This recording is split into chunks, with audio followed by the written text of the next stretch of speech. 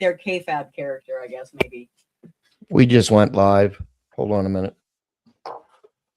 And it's shit like that makes you wonder, is he brilliant or is he crazy or is it both? Or is he just tweaking?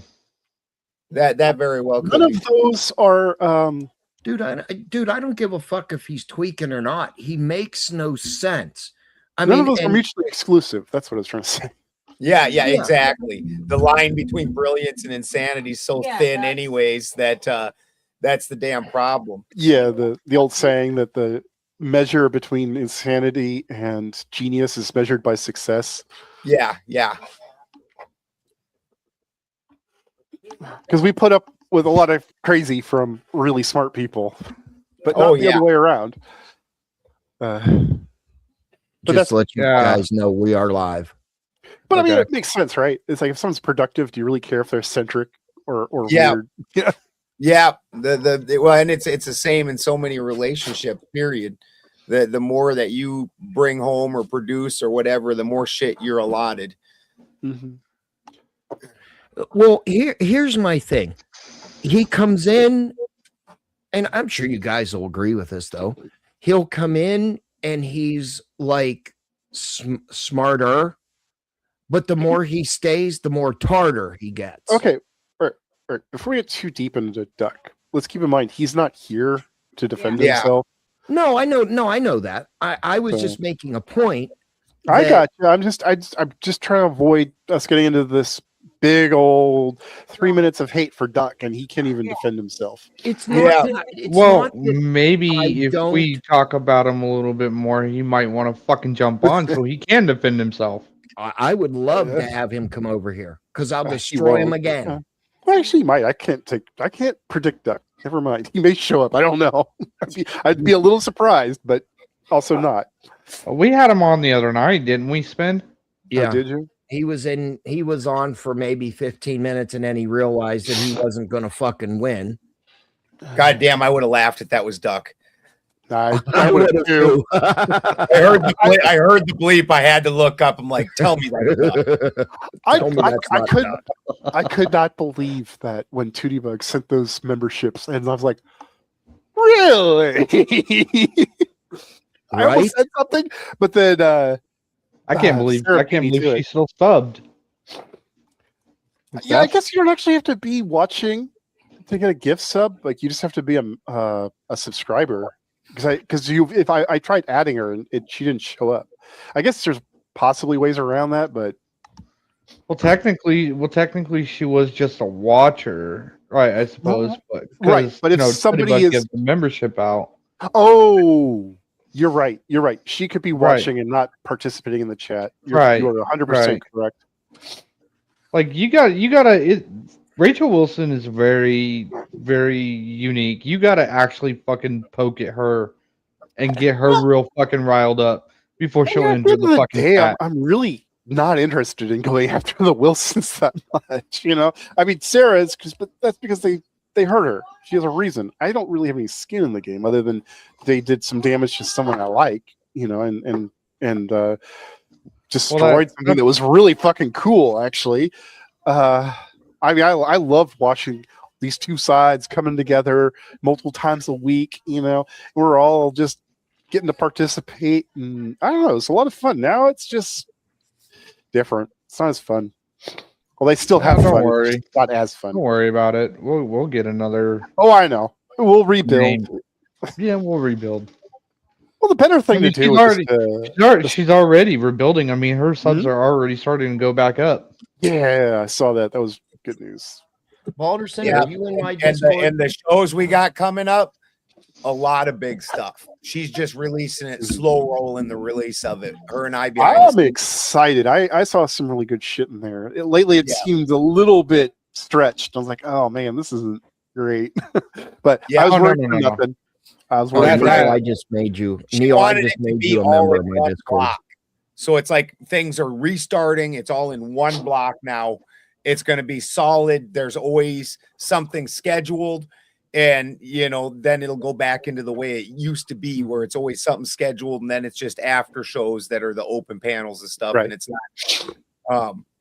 the open topic thing, it's fine once in a while, but you can't just do it. You know, you need a base to work It's hit off. or miss. It's real hit or miss. It depends one who shows up and then what the topic list is.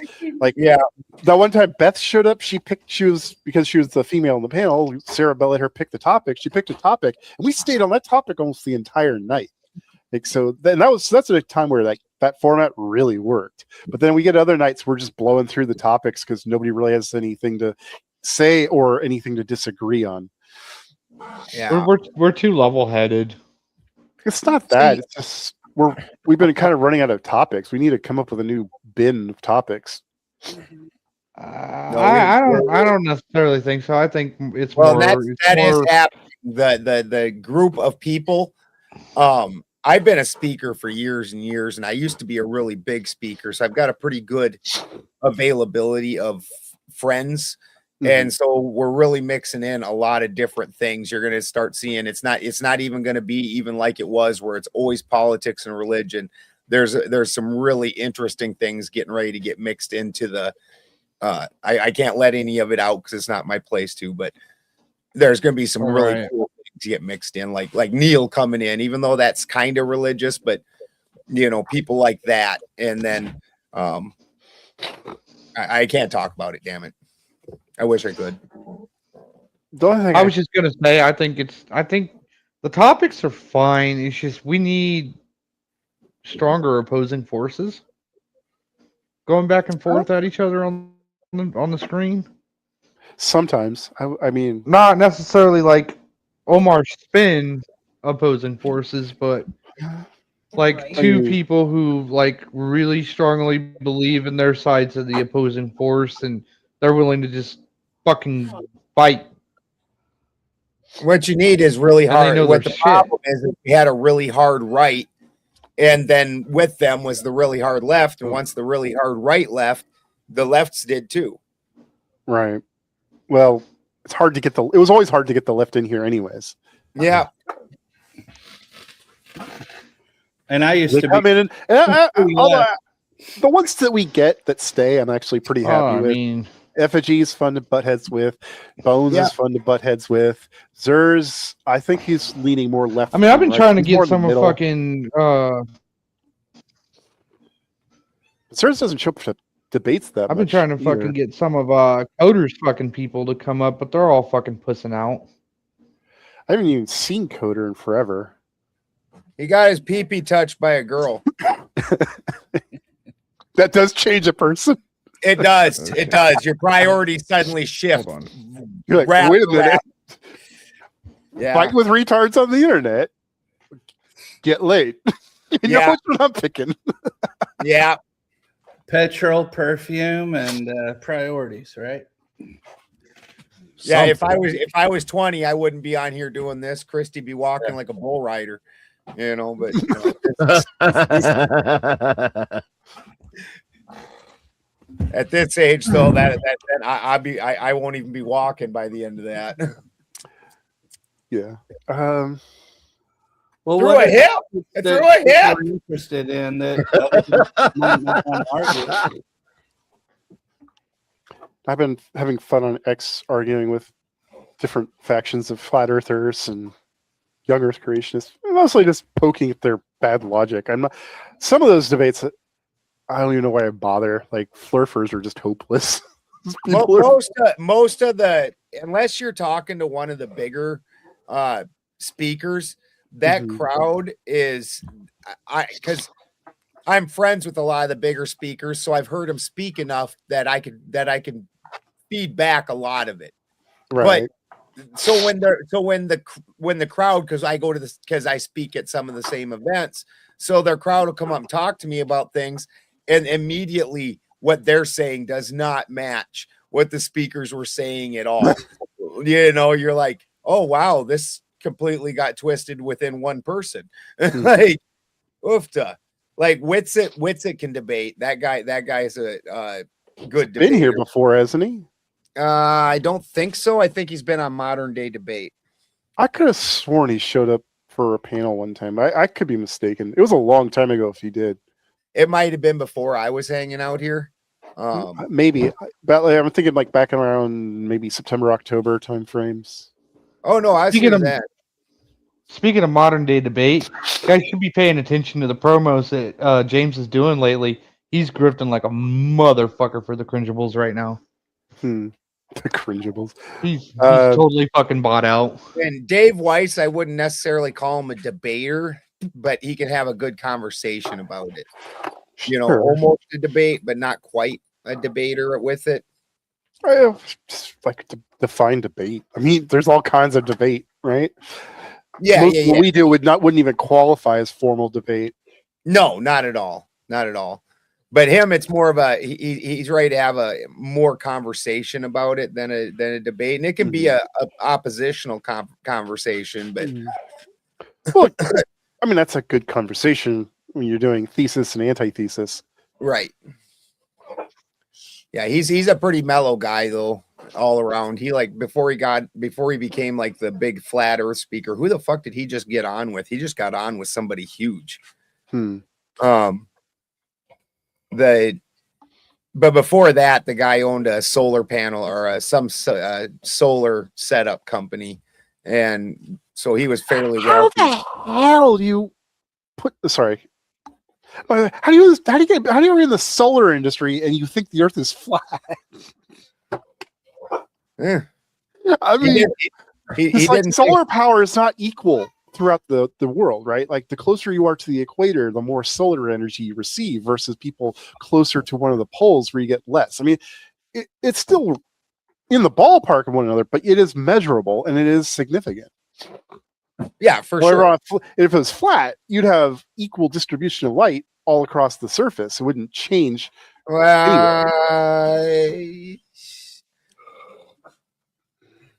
I'm not Check sure your about Discord that one. messages, Dolly. The finer details of it, I can't argue. You know, Mhm. Ben, what's that? check your Discord message real quick. When it gets down into the nitty gritty details, no, because I'm not going to stick around, bro. Oh, okay. I was just trying to see if I could help you out a little bit. That's all. Oh no, I appreciate it, but yeah, I ain't got maybe 15 by 10:30. I'm gonna be out of here for sure. Oh, okay. All right. I gotta get that lower end planted this week, and so I've got to go down and prep everything, and I've been What you planting? I'm planting cannabis. Nice. Yeah. I got tired of all the fucking gelato and all that bullshit that's tainted everything now. Mhm. And so I ordered like old school chem dog and old school Afgoo from Europe. How does that work? How does it get imported into the country? Because the seed doesn't have any THC in it. Oh, I see. Oh, okay. That's interesting. So you actually can trade and purchase the seeds that are not even regulated. Yeah, Until you grow them. You got to say is that it's for novelty. And Got it. Okay. Yeah. Because I've been looking at my state laws. I wouldn't mind setting up a little grow for myself. Neil, you're muted. Yeah, I've got the biggest I have grand mal seizures, so I'm on the biggest medical level California has. So I've got a 400 square foot grow. I don't know that they distinguish it in Washington. I think it's just if you have it, you were allowed to grow X amount of plants for yourself and then X amount of plants for your household. And it's a fairly decent amount, if I recall. It's not terrible. Like it should be something you would easily sustain yourself with, if I understand the state of New York. They have it's pretty much like California, just the restrictions are a lot more heavier. Right. I think mine's not per plant, which is interesting. Mine is I can have 400 square feet, so it doesn't matter how they measure the measurements of the plant. They don't care if I have 100 plants or I do that in 10 plants. I get 400 square feet. That's what I got. In the state of New York, it's 6 per adult. I believe. Don't quote me, or it may be 6 period plants. That's what our you can get that without a license. That's recro, right? Here, yeah, that's anybody in California can grow 6 plants. That's just, you don't even need a permit or anything. According to your county. According to your county, but most of them, I think it's 6, pretty much statewide. For without a license or anything. Mine, I can get, like, I do about 80, but that's because I expect mine to be a certain width. Oh, okay. Well, yeah, I know, like I know, look, Trump did that whole thing, with the cannabis and everything like that. But if I remember, I see it now. Well, honestly, it needed to happen. It was one of the weirdest discrepancies that a person could point out in the government. The government had cannabis scheduled as Schedule 1, which means that it has. Oh, that's hilarious. A security. I'm going with security there. Schedule 1 means that it has absolutely no medicinal value whatsoever and a high risk of addiction. Abuse. And then at the same exact time, the government. Wait a minute. What did you say about that? Say that again. I'm sorry. The government had cannabis listed as Schedule 1, which means that it has absolutely no medicinal value and that it has a high risk of addiction. Oh, then right. Okay. Then at the exact same time, the government holds the patent for medicinal cannabis. So they got a patent for it being medicinal, but then also had it listed as Schedule 1, which is just kind of mind blowing. I think that goes back they to had the to 1800s with distance patent themselves medicines. from it being but- a serious drug and make it not so serious, so that way they could actually make a profit out of it. I think it's still an old patent that goes back to when patent medicines were still a thing. And the rule isn't that it's addictive; it's abuse. Because you can abuse something that isn't addictive. True. But also the government has had its own medicinal patients. So how do you list it as Schedule 1, no medicinal value? I agree. I agree. Have patients. It would be the first thing the government contradicted itself on. I think they put it there at Schedule 1 because of all the trafficking that was going on during the 70s and the 80s, and they had no control over that. So they were like, we need to schedule this as a serious thing until we get control of it. And then once they got control of it, they fucking were like, all right, let's fucking package this shit, put a stamp on it, fucking market it and sell it in the United States. And it was supposed to make a bunch of fucking money for the United States, but damn pimp, y'all see Mr. Balderson choking on that good shit. Get off your ass and donate we some of that sticky icky. So if you look at the marijuana regulations, a lot of it really got serious in the 60s, which was about the time when you had the hippie movement and all the anti-war movement essentially. And this gave them a kind of air of legitimacy to go after and crack down on the hippies, not because they were protesting the government, but because they're filthy drug dealers and drug addicts. Oh, I think that movie with Johnny Depp in it called Blow put it pretty well. Where they were just showing him moving pounds and pounds and pounds and pounds and basically just cornering the fucking market on it. And dude, he didn't touch the market on weed, bro. He was distributing to one small town in one small area in fucking over on the East Coast, because the East Coast, even today, the prices are substantially higher than the West Coast. Even today, right now, a guy can make a shit ton of money if you want to haul it from the West Coast to the East Coast. That dude, you have no fucking idea how much weed flows through this country, dude. None. Yeah. It is mind blowing how much weed fucking goes through this country. Yeah, and that's kind of what I was getting at just a little bit is back then it was they had a hard time trying to fucking control it for themselves, and so they implemented those regulations until they could get control of it. And then once they had a substantial amount of control of it, then they were like, all right, now we're just gonna legalize it and let you guys have it. Honestly, it did more damage to the cartel than anything else. The weed don't come from Mexico anymore.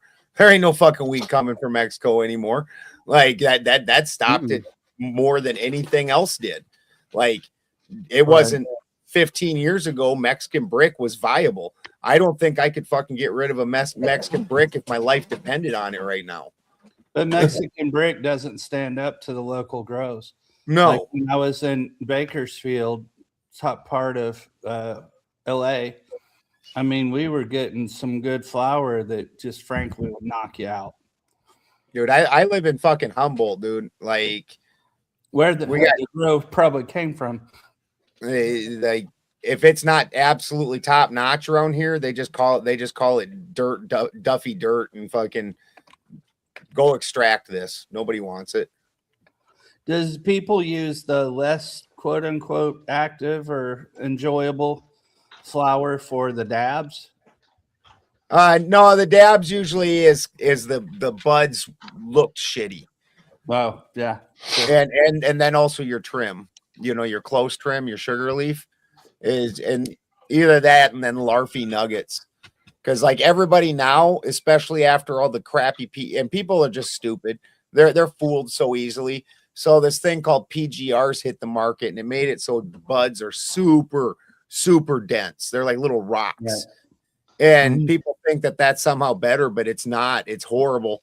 And so like your old school strains, like say, take a sour D. Sour D is some fucking airy, shitty looking nuggets, straight out. And absolutely still one of the best strains that's ever been. And there's nobody wants anything to do with it. And Nightbot's working. They're hard to trim. Yeah. The nuggets look like shit. Bag appeal is 99% of the game at this point. And the price of pounds 5 year or 6 years ago, trimmers were still making $200 a pound. Now Now you're only getting $200 a pound for well, it's actually come up now because so many people quit the last 2 years because it was down to $200 a pound for the whole pound. Like, so now these guys are having to trim it themselves. So they grow all like Girl Scout cookie mixes and gelato mixes because they're easy to trim, big solid ass nuggets, absolute garbage.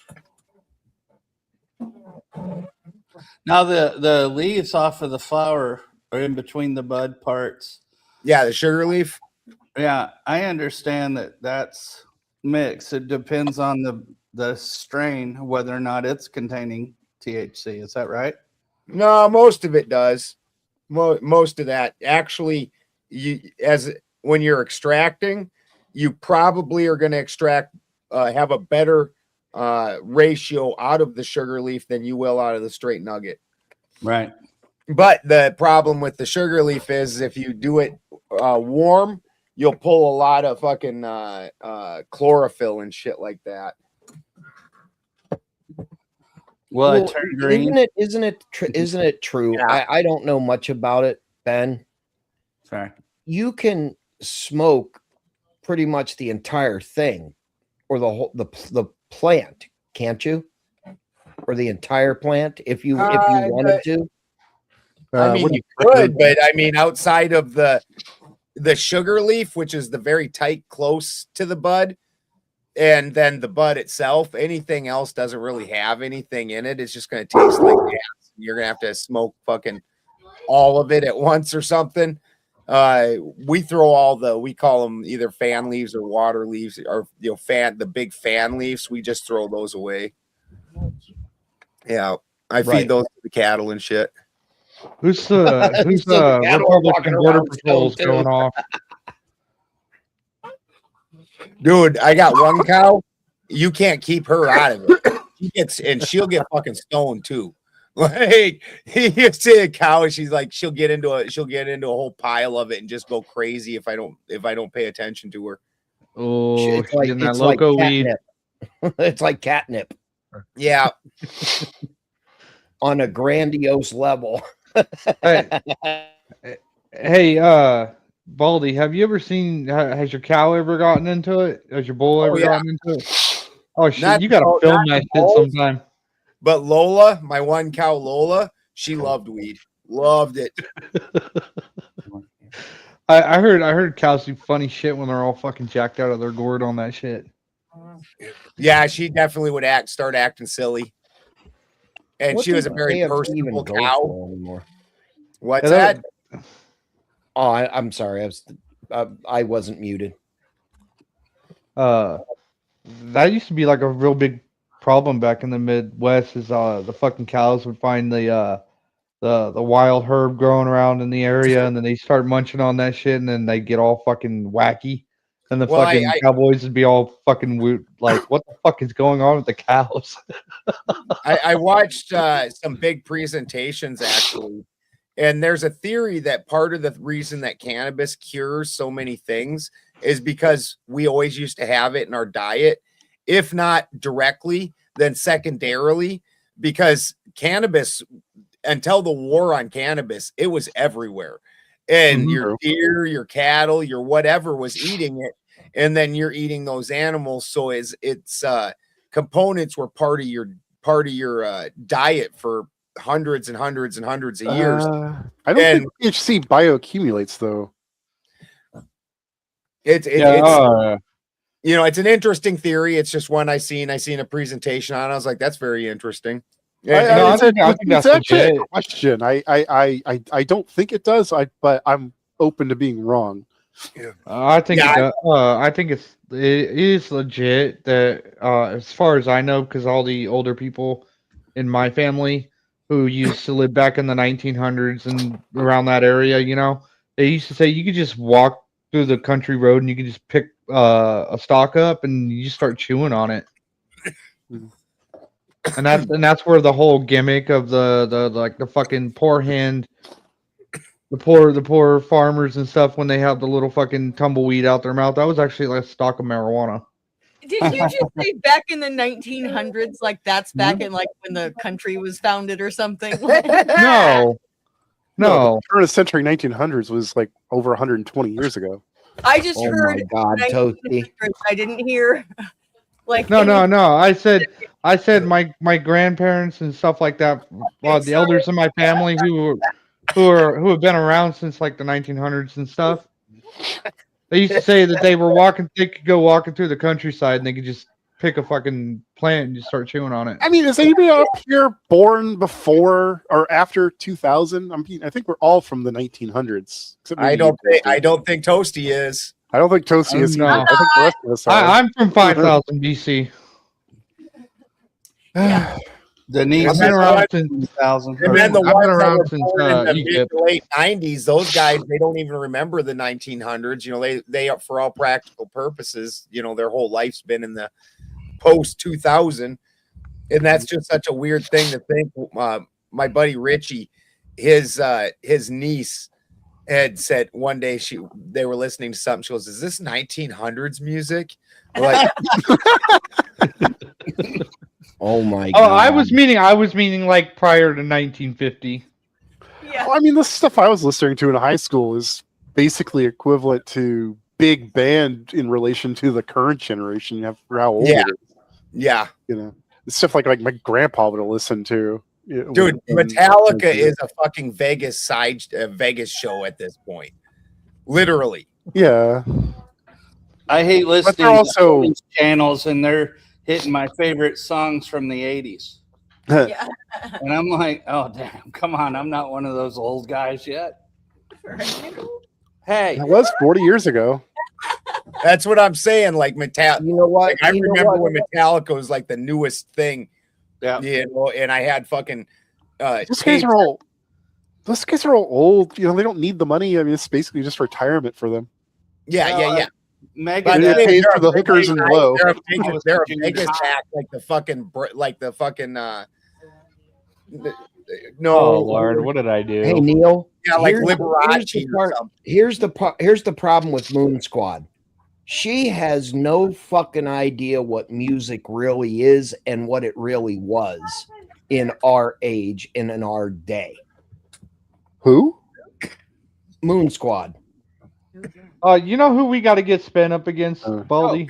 cool. I like how Spin always comes up with just random fucking wild names and then wonders why nobody else knows who he's fucking referring to. Like, I know. I'm legitimately confused. I didn't know he was referring to at all. The extra hand on Santa's fucking Okay. camera. That's Moonbeam. Well, got it. well, Oh, Dirty okay. Shoelaces, Aunt. What do you mean you don't know who Dirty Dirty Lefty. Shoelaces is? Dirty shoelaces. Exactly. That's what he does. I get your point. Yeah, exactly. And then, like, Yeah, and then everybody in the panel stares at him like, who are you talking to? right. Oh my God. Well, yeah. I don't know her name, and I'm not supposed to say her name. Okay, put it that way. Okay. I have a You're new. not supposed to say my name. Well, they're really tight about doxing themselves when they represent positions they may not want to answer for in 30 years. This is true. So, yeah, I just have my name because I don't care anymore. I'm old enough, fuck it. I just don't, as long as I don't mess up my retirement. Well, with Which that is logic, easy. I've already doxed myself because I have a YouTube channel. I agree. That's why I I wouldn't say that too loud. first. No, I mean, she's Oh smart. my goodness, Stuff on the internet, security. too. Yeah, but It's weird, you have so- to understand this is an adult panel. Yeah. Mm-hmm. Then No, why are but we anyway, as adults? anyway, Well, Baldy, you know who we got to get we're spin not up going to against? talk about your shortcomings, Neil. We're really not. We're not going to. I've never Check heard your Discord because I think shortcomings we got some used revenge. together and with my name. He about to put salt in your I think bucket, I bro. heard a lady laugh at that because she got it. I've never I will- come short. I will Okay. reserve. Oh, I will reserve my thoughts of TOS. Okay. And by the way, You're still Balderson, dreaming about that shower. I do have a post-it note up right under my monitor. It says TOS. Yeah. That's good. That's good. Break your spin to share your screen. What? Anyway, I was going to Break say, your TOS Baldy, and share your screen. No, sir. I was going to say, we got to get spin up against Kinetic Kel. That would be fucking funny. Oh, fuck. Oh, Kinetic she Kel, would I think, fucking set yeah. spin off so bad. Yeah, definitely. Definitely. She would do it on purpose. That would be a money But he's making cute night. enough that she would fuck up Spin because he really has an issue. He with wouldn't know cute. what to do with her. Yeah. Like the dude still doesn't know how to talk to Grace Thorpe when he's like, fuck that chick. And then as soon as she's on screen, he's like, oh, I'm not talking to you. You seem like you're such a nice lady.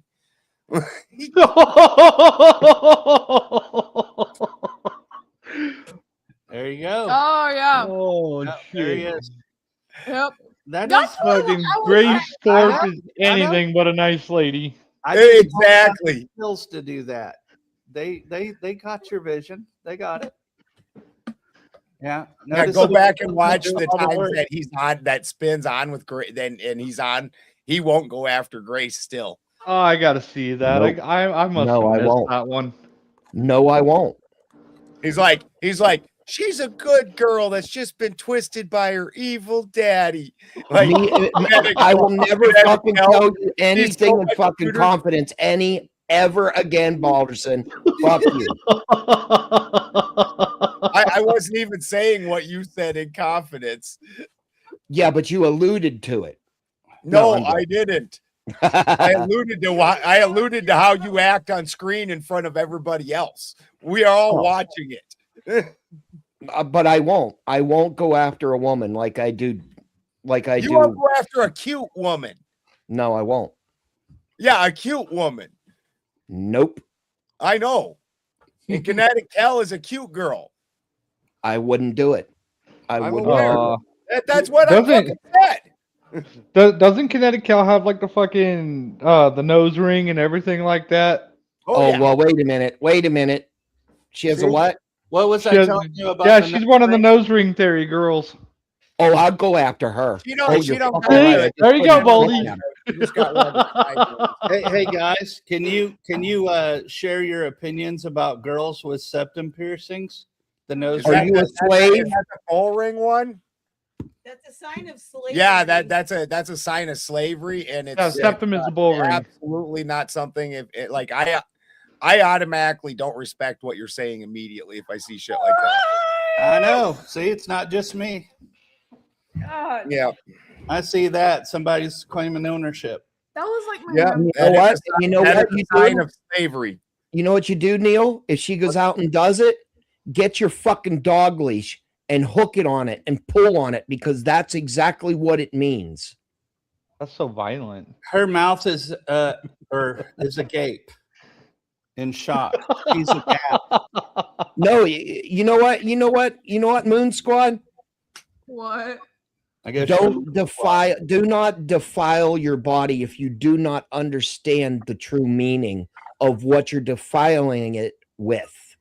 I got right now is a good time to teach her about the loofah code. Yeah, that's one thing my No. dad said. Don't do anything body altering or anything altering my body till I know myself. Like he said, if you know yourself at 17, sure, go ahead, diet. I don't care. Just as long as you know yourself. But you Yeah, don't.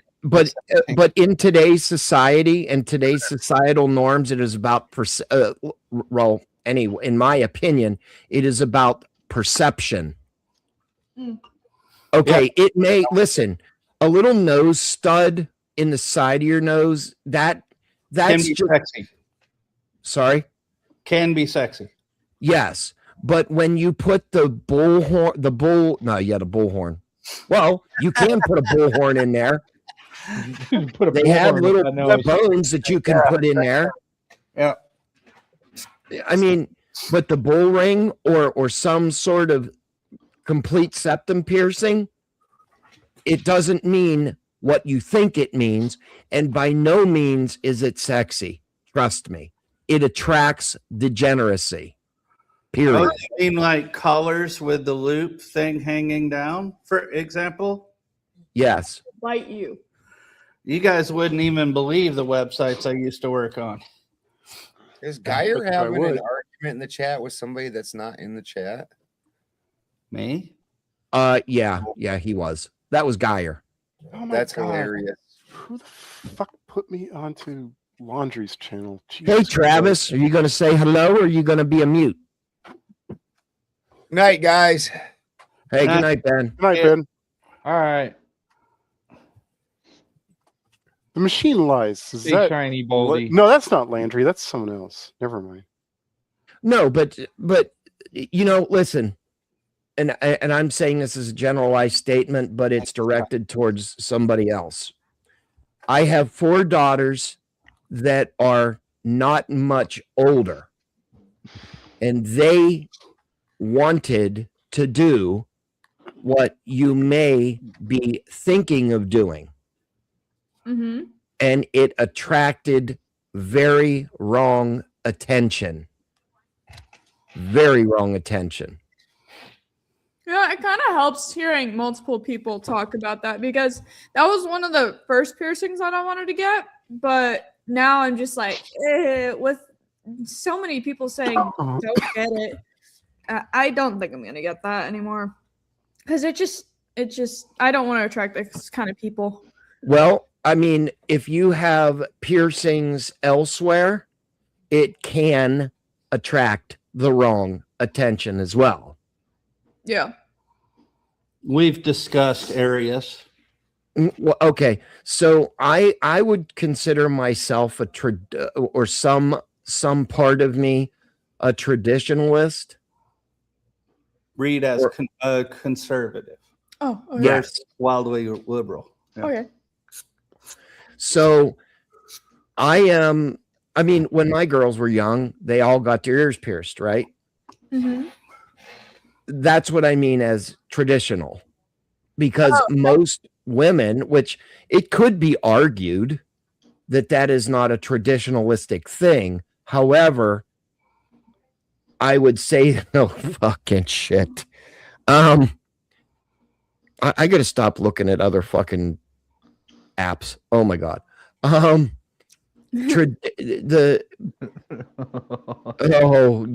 yes. Here, hold on.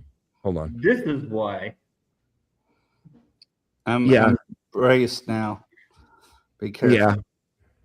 You don't want to look like this. Oh my god.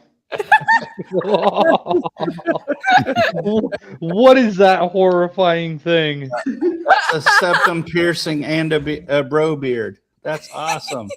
Oh god. And a duck bill. Yeah. That's awesome. Nice. Good talent.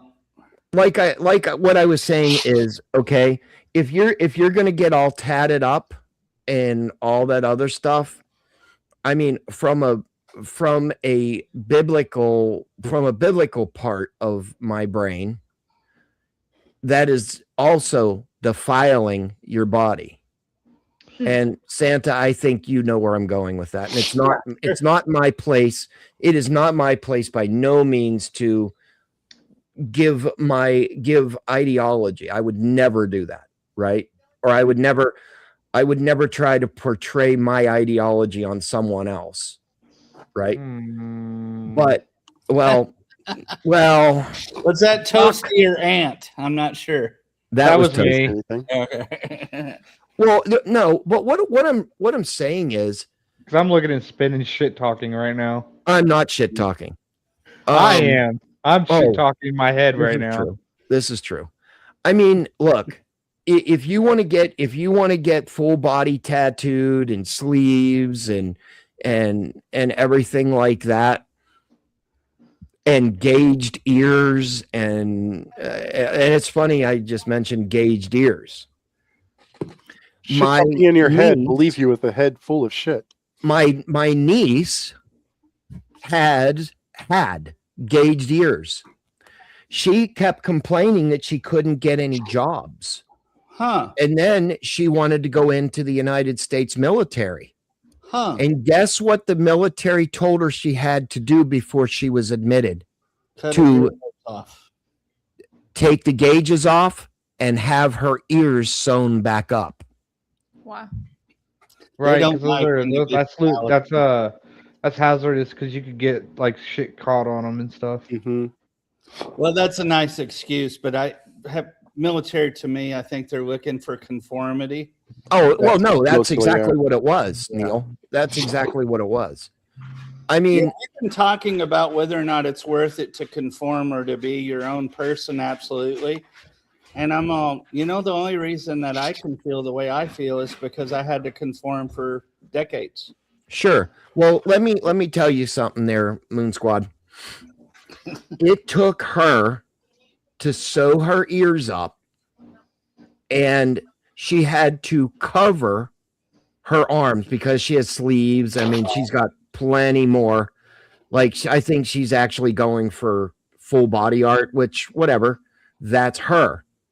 But if you are wanting to go into a professional position or a professional and make a professional career, you're not going to want to go to work fully covered because it would be unprofessional to show potential body art, right? But body art is a personalized thing. Would you agree? Yeah. It's not like the old mom tattoo, and I think your uncle would know what I'm saying.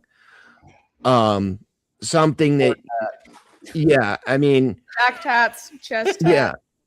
yeah, tramp stamps, those are a thing of the past.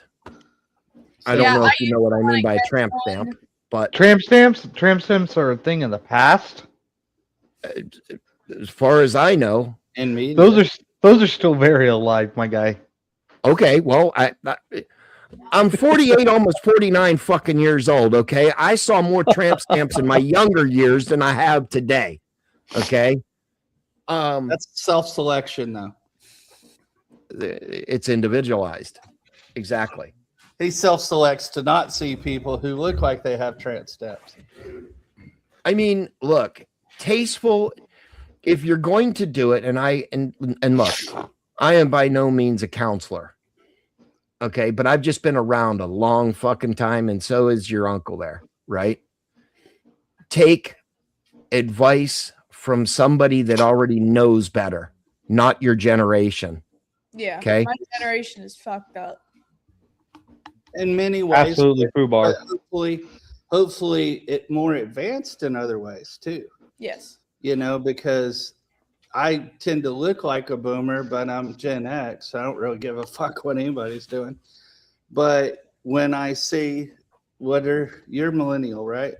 No, I'm Gen Z. Gen Z. I She's think Z. about millennials and Gen Z, and their world's And just Gen different, Alpha. Spin.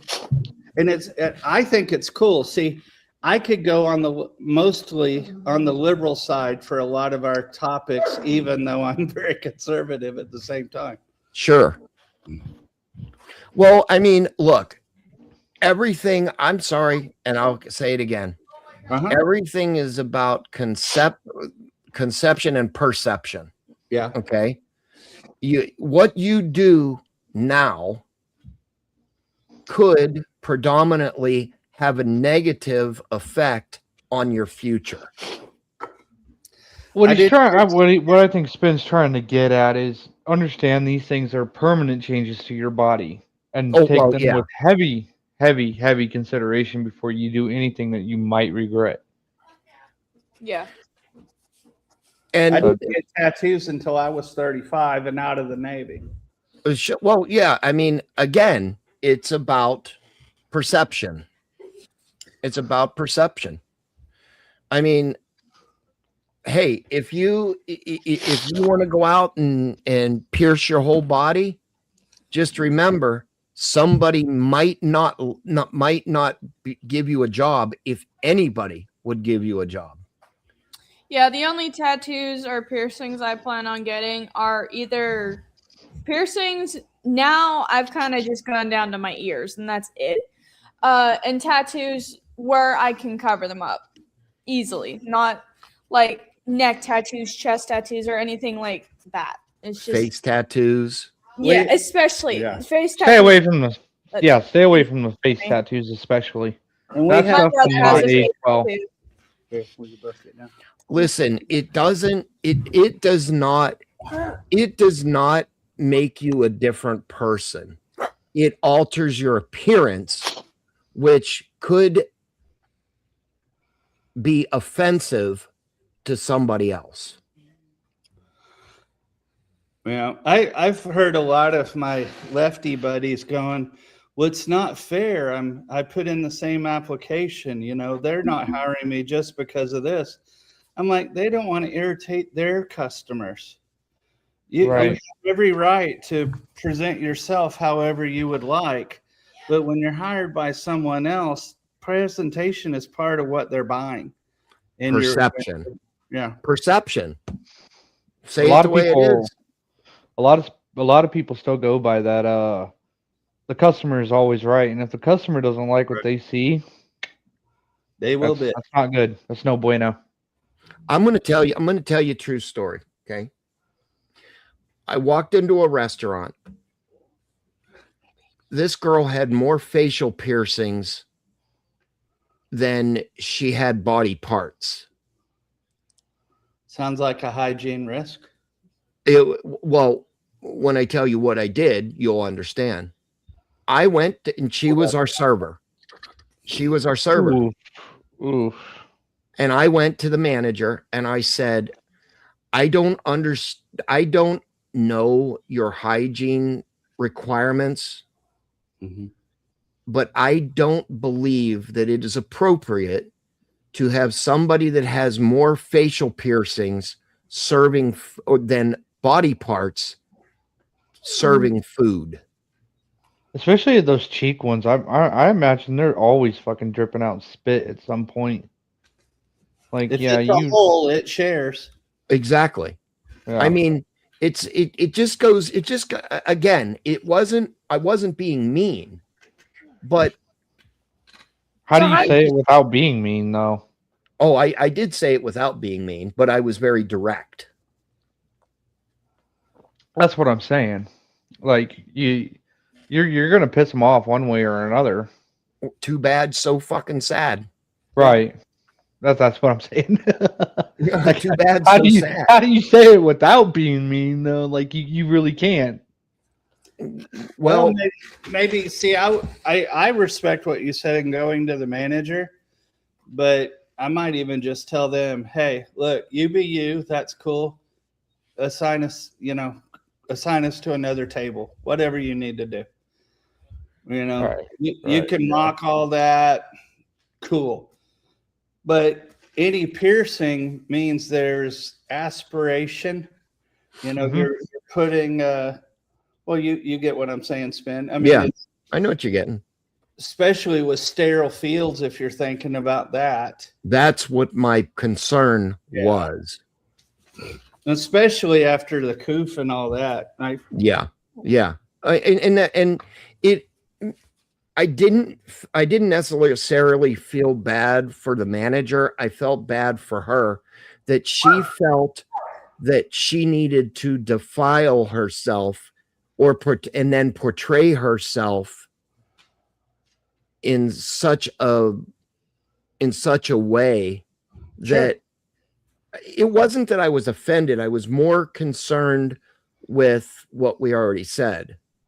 Well, when you and I were growing up, being extreme meant jumping off a higher, crappy made ramp in the middle of the road. Absolutely. And drinking. I know what you're saying, and yes. But as I saw the millennials grow up, it's really, really, really different. I mean, what counts as I don't know, winning brownie points. I don't know exactly what it is, but looking cool. I mean, these kids are practically walking around in BME suspensions. Oh God. Yeah. Oh God, dude. That's hard. Goodness. Based on what some things I may have heard. I didn't do it. Continue, but Wait, what? Yeah. Things I don't wish to continue to discuss. Yes. But from your look, I know that I don't need to. Yeah, I know. Look, I mean, whenever I was in high school, right? And Salty, you're not much older than me. About 6 years. That's what I'm saying. You're not much older than me. So you were in high school whenever pretty much I was entering high school. Sure. Or thereabouts, right? Mm-hmm. So everybody dressed more conservative, and I'm saying that with quotations, right?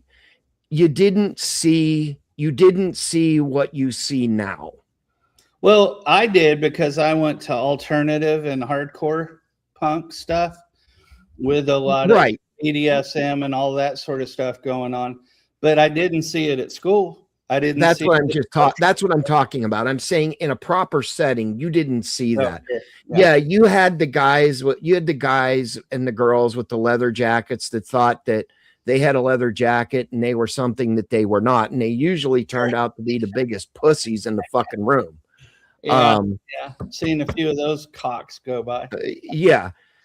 Hence, look. Oh, we had the real goth chicks, like complete goth chicks, not this fake ass shit, right? Yeah. We already talked. Watch out for the weirdos, mister. I like them crazy. Yeah. Right. Yeah, exactly. I like them crazy.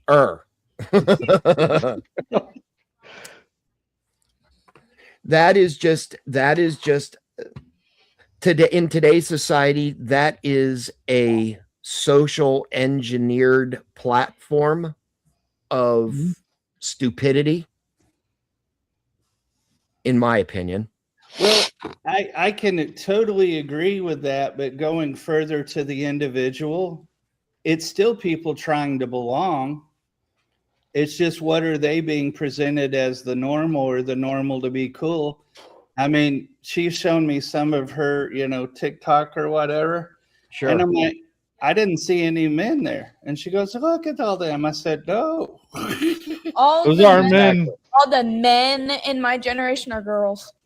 Well, it's such low testosterone. There's like, they like, oh, fluffy hair. Oh yeah. Oh, I want to obsess The with force is strong in this one. And this is what I have said. This is what I have said till I'm blue in the face. Sure. I mean, we had boys to men, but the average good-looking man was more masculine and less effete. Football teamish. How's that?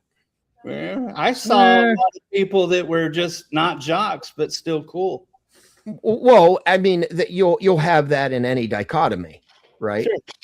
But the point I'm saying is, in your generation, and I'm dealing with females in your generation, Moon Squad, My generation, right?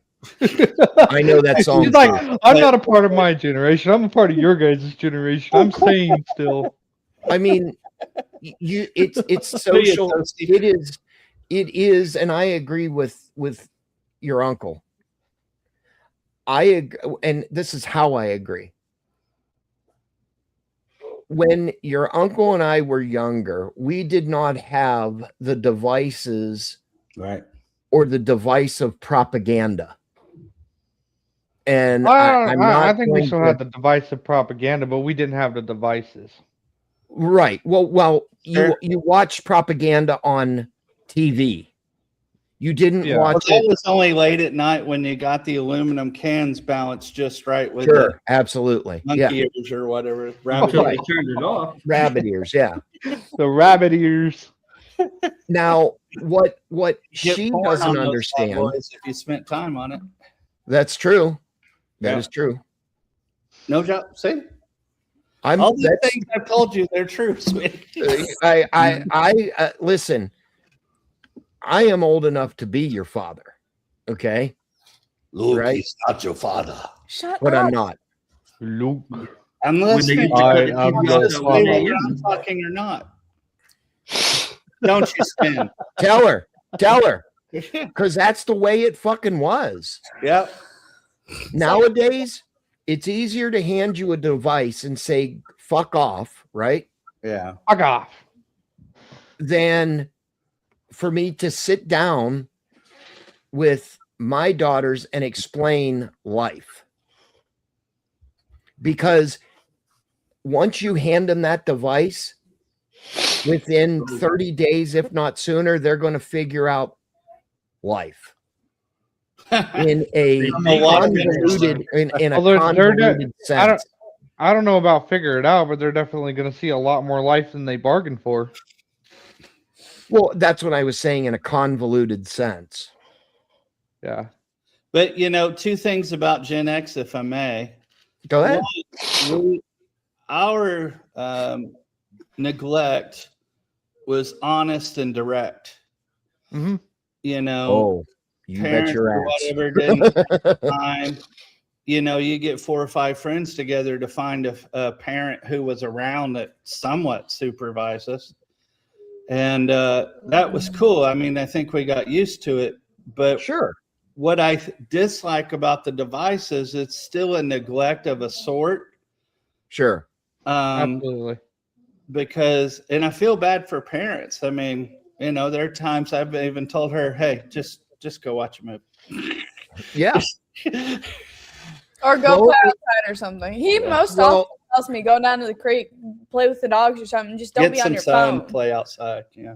You know what? And we grew up in that age where we didn't have PlayStation. We didn't have Xbox. We didn't have what was the one before Xbox, Toasty? Atari, Sega. Yeah, we didn't have that because it was unaffordable to most people. Because like the 90s. I don't know. I mean, a 64 back in the 90s was like $60. Like, they weren't that expensive. The problem is they didn't have the distribution power that they have now. Right. Like, they weren't in every fucking shop around the corner, pretty much. We had to load programs from cassette tape. Right. Yeah. Floppy disk. Seriously. It's a fact. I've done that. The fucking Now, floppies. like you can go to Walmart and I can buy a Nintendo. That's what I'm that has saying. every fucking game on it that we played as young people, but but when those came out, we had to sit there and switch the cartridges. We didn't have the technology. Although I know it existed, but it wasn't as refined as it is today. You guys actually had to wait years before you got your hands on the new Mario or the new Zelda. Do you know what a rotary dial Plug it telephone into is? a TV, right? And put it on a special channel and do all that shit. I mean, Yeah. Do you know what a rotary dial telephone is? Yeah, I think I do. Yeah. The one Okay, where you tell me what a rotary dial telephone Yeah. is. she got it. We're looking at that. I think we were talking about cell phones one day. I Right. grew up But with do you understand the inner workings of the rotary dial telephone? Yeah, I get it. Well, I She did wouldn't. freaking before, but freaking is phone hacking. Oh. Yes. So everybody's clear on how I'm using the word. Yes. Because I was like, Do you know what a dial? Do you Have you know taught what a her- dial tone is? which Do you remember the old dial tone? The dial tone internet? It wasn't internet. That was just the phone. That was the phone. But yeah, It had a carrier tone. I've been able to. Oh, okay. You mean that one? Okay. But we have listened to the old BBB where you dial up to the board Yeah. and it squawks and you're on your 14K modem. Yeah. And you're Right. and badass. And then I Yep. told her the only thing that really sucked is you had to wait like 15 seconds for any porn to download. Yeah. that's Yeah, the man. truth. To download a song would take you 30 minutes. Easily. It takes like Oh 30 God. Or longer. or 5. It takes That's me because you have high speed internet. Mm-hmm. It used to take You don't 15 have minutes you to don't download have a home picture. phone anymore. You have a cell phone. You Yeah, got we used more. to have home phones when I was much younger, like 11.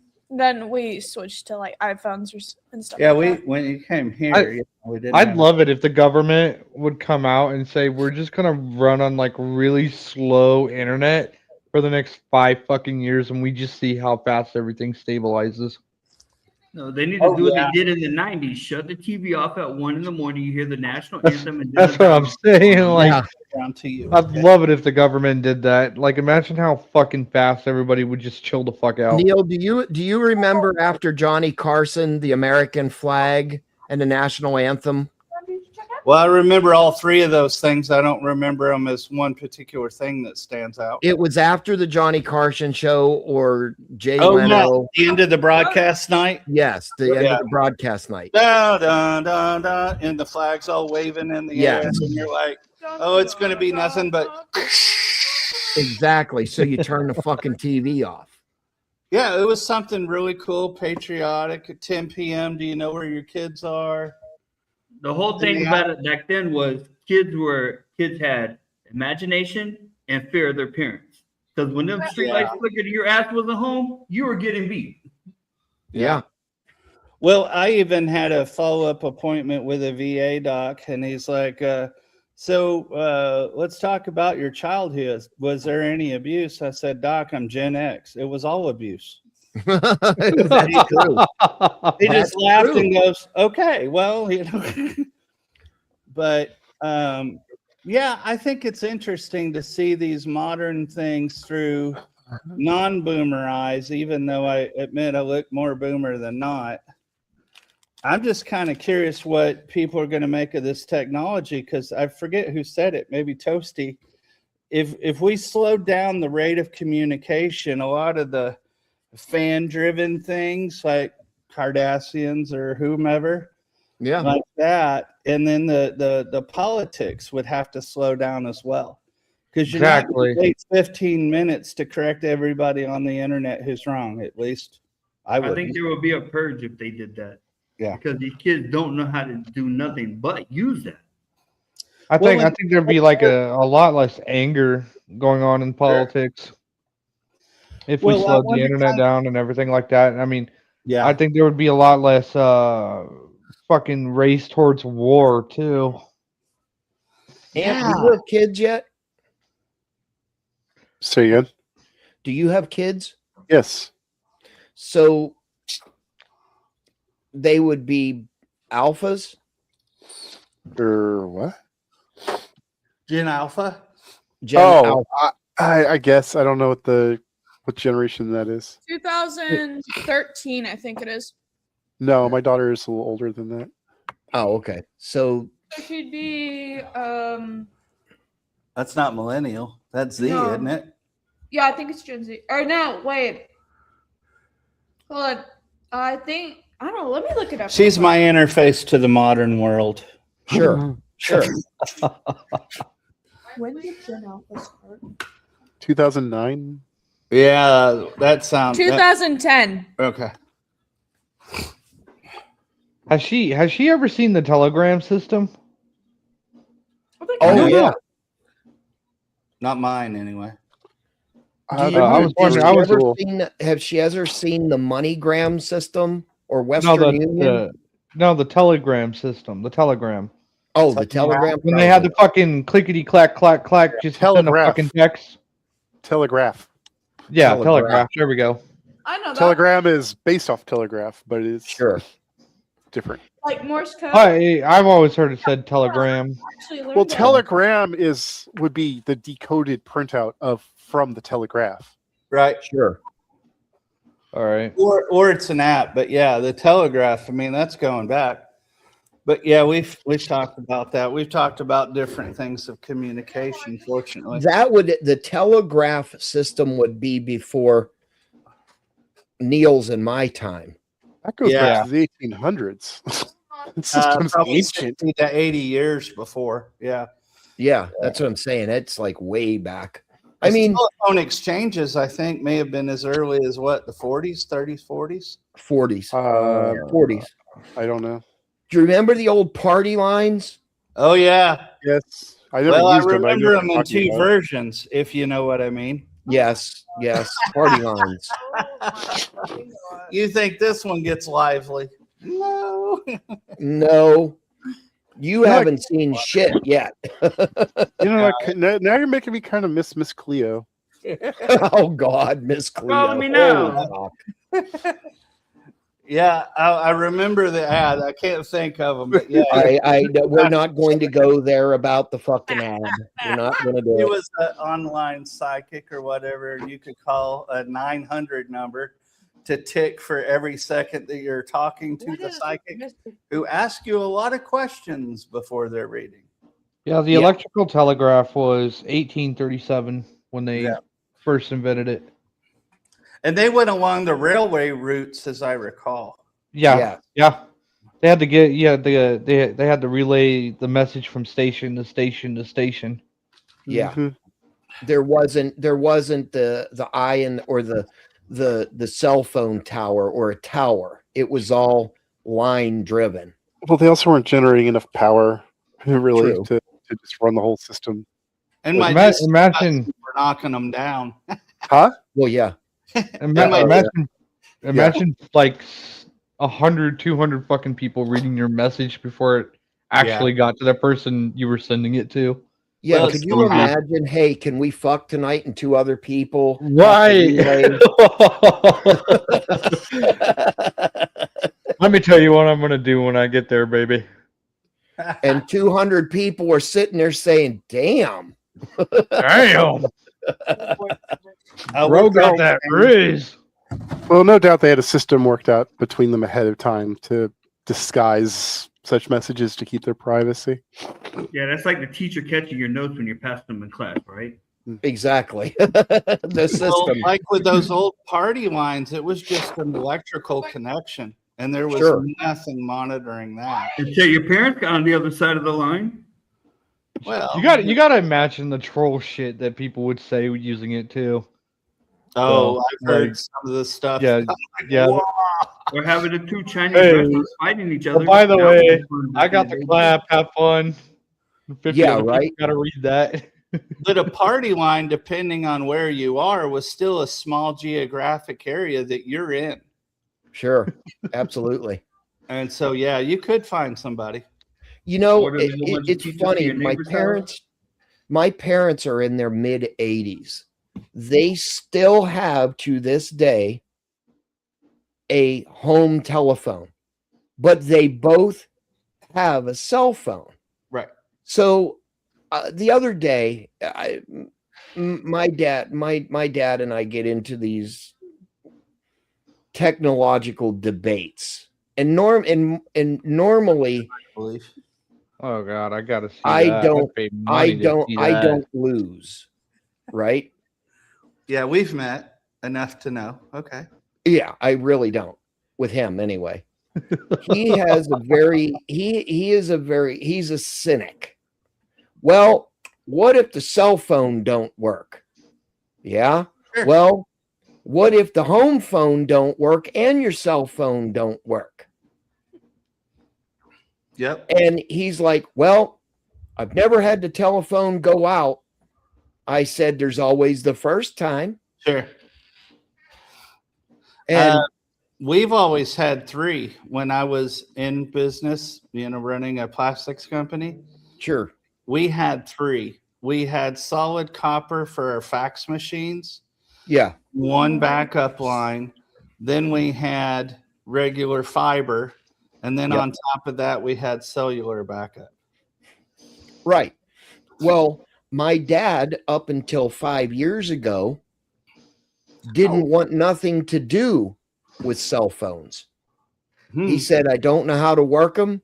I don't want to know how to work them, until I gave him and my mother a brand new iPhone. Right. And it's not that they didn't want to, they were afraid of the technology. Sure. I think a lot of people are afraid of what's new, or, say what's Gen X, Gen Y, Sure. probably didn't have that as much as us. And after Gen Z, they're like, of course, everything's technological. But, Right. one way I thought of the boomers is when I went to Japan, and the tub that they gave me was big enough for two dogs to sit in. Not, a full-size 6-foot American. And Yep. okay, I wasn't as chunky then either, but my legs couldn't be stretched out. Sure. And then the toilet rather, was a duvet. Yeah. I hadn't used one before, and all the instructions are in Japanese.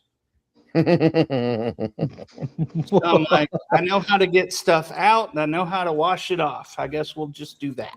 Yeah, that's about what it is, right? But So you basically had you didn't know about the 3 seashells situation. No. I was looking at that thing. I said, with my luck, it's going to squirt in my damn face. So I was afraid. Well, I mean, in high-end homes, they have all of that. Sure. I mean, like high-end homes. I Yeah. guess my thoughts on it is Not our RVs. no. Oh no. Unless you I install mean, one. you could I was gonna say you could jerry rig one in there if you know how. Just I take mean, a little. all you need is a wand. Yeah, you just take a little tube, Hey, that's a And you good just- idea. and you just get the clasps and everything like that, and you just screw a little garden hose sprayer on there, and there you go. You got a bidet. And then have a little spinner in there that powers the little ducky that goes quack, quack.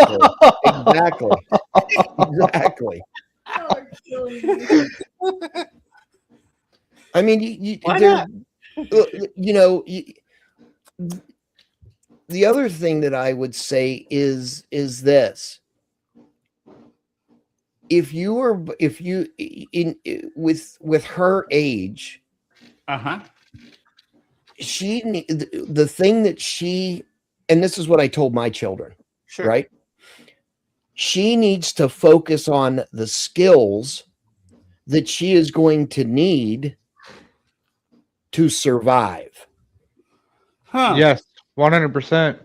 Get into Because- survival books. Because listen, this is how I taught my children. Mhm. I'm not always going to be there, nor is your mother or I or a conglomerate of both Mm-hmm. Doesn't that to seem save your ass all the time. If you know how to survive, you don't have to fucking worry about what the government does or doesn't do. And that is where my children, and just piggybacking off what Toasty said,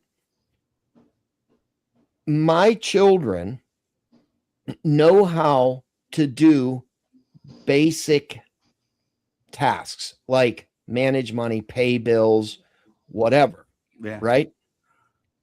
I don't know about spin, but I was literally never shown that. I was shown how to write a check and balance a checkbook. No, I knew how That's to the only write thing. checks. That's the only thing we were taught. I knew how to write them. Yeah. Then But- I had to go to a class for not writing them without money. Oh well, yeah. That happens. That happens. And here's another thing. Don't ever get suckered into thinking you actually need to go to college, because here's the truth. You can learn whatever the hell you want Man, on YouTube. Just type in the letters and you can learn anything you want. They got welding tutorials out there. They got survival tutorials out there. They got anything you can think of. You can find it on YouTube. I mean, College is 100% a scam. It's not necessary. It's not. Now, if you want to become like an attorney or a doctor or Yeah. or some sort of higher profession, or a person in the academy, academia life, be a teacher. I mean, I mean, there are techniques that are taught, but all the other noise, in my personal opinion, and this is my personal opinion, all the other noise that they say that you need to know, you will never use those tools ever again. Except But, I did use lessons from my human sexuality class. Well, yes, yeah. And no liar exaggeration. My lab partner was one of the cheerleaders for NAU. There you go. That's What? Oh my god. That's just true. Yes, yes. Before now, true. I used to have some Riz and rock the boat. Don't ever say that again.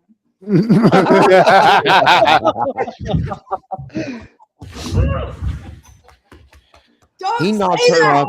If she knocked him off that chair, I promise you, I will laugh very hard.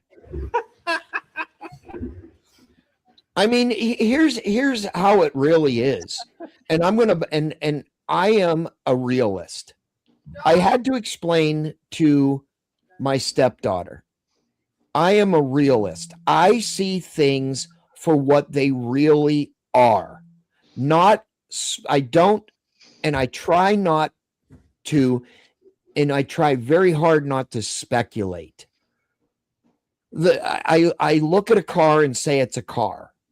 I look at a woman and I say it's a woman. But in today's society, you gotta wonder. That's all I'm saying. Well, we I- have a version okay. of that, and I'm running it past Toasty and Ant and security here. We have be skeptical of everything, including your own ideas. Absolutely. Yeah. Yeah. I mean, locked myself into some stupid shit. Well, I mean, if you want to know just how prevalent, crazy, and stupid it is, just stop by a Raging Tomato debate. That's all you got to do. Yeah. Oh, she's been You hearing will. with me. Yeah. hence she's sitting right beside him all the time. Because I'm like, hey, this is social studies. I mean, being homeschooled, It really is. awesome. Yeah. I mean, look, the way it really is, the way it really is this: reality is the only Reality is the only ideology that I understand. When I had children and girls, Yeah. I had to learn conspiracy. But didn't you have to learn that some of your great ideas were false as well? I will never say, and I will never admit that all of my upbringing or teachings were on board. How's that? Yeah, my oldest gave me a real gut check one time, and I raised strong, independent women, especially. But he goes, "Hey, Dad, you're wrong about something." It was a minor punishment or whatever, based on a faulty premise. Sure. And he said that, and I went, "Okay, let's release that." And then he told me what it was, and I'll be like, "Hot damn, you're right. Okay, I'm sorry."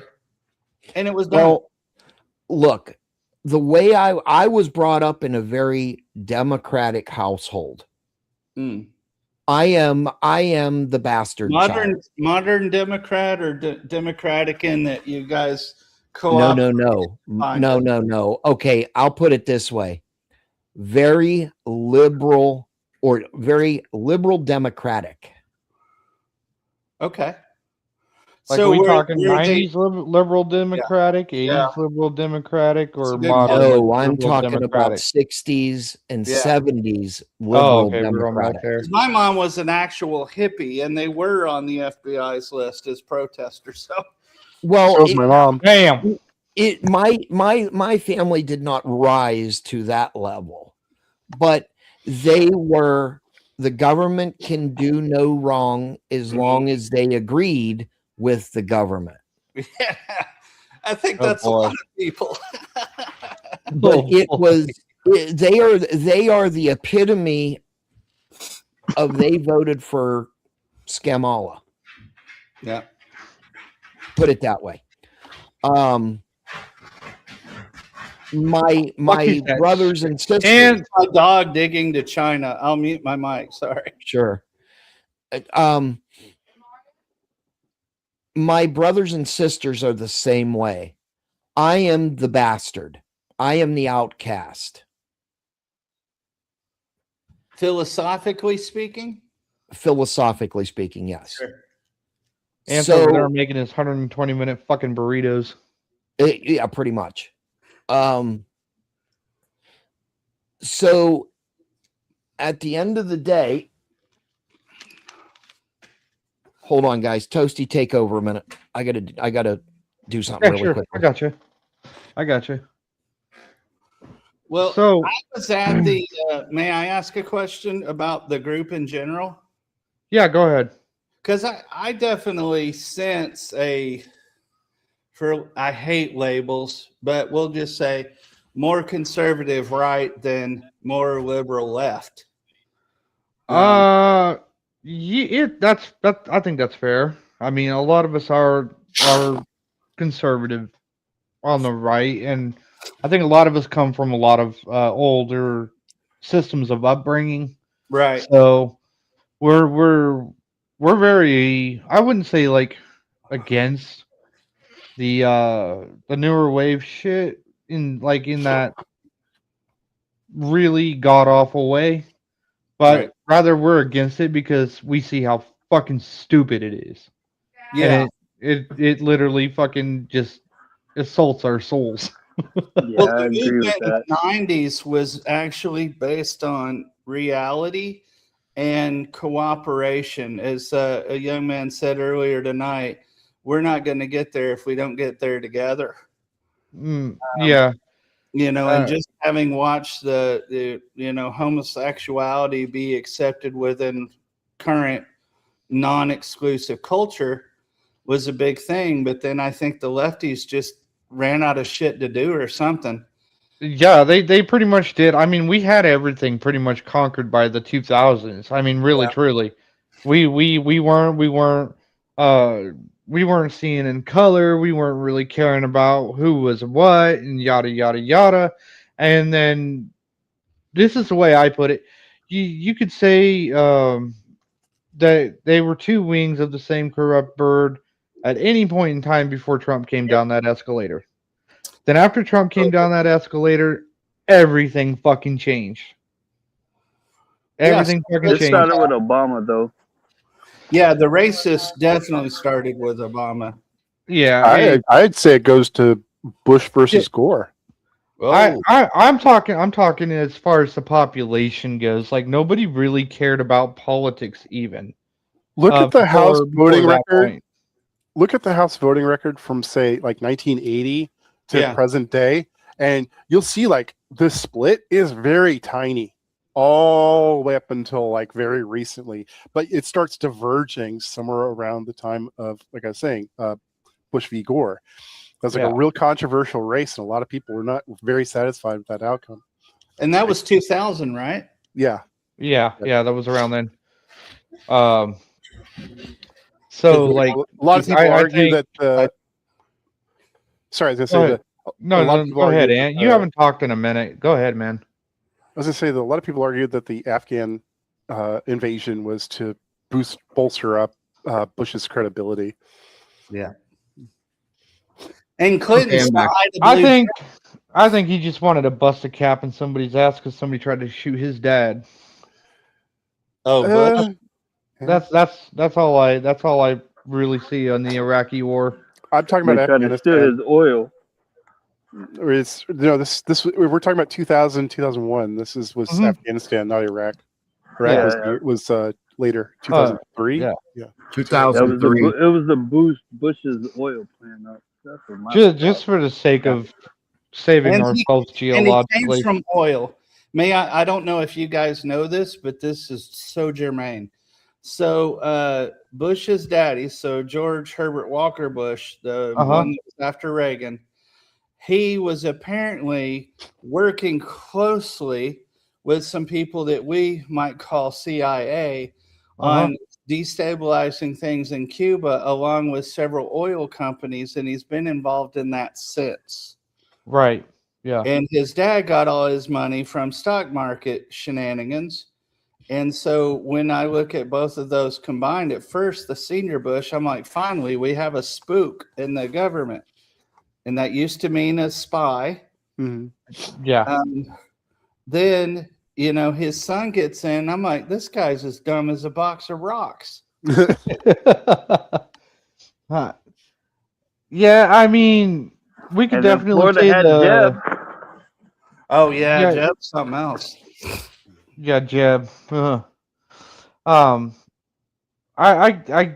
think there could be an argument there is an argument to be made that like puppet presidents definitely started after Bush.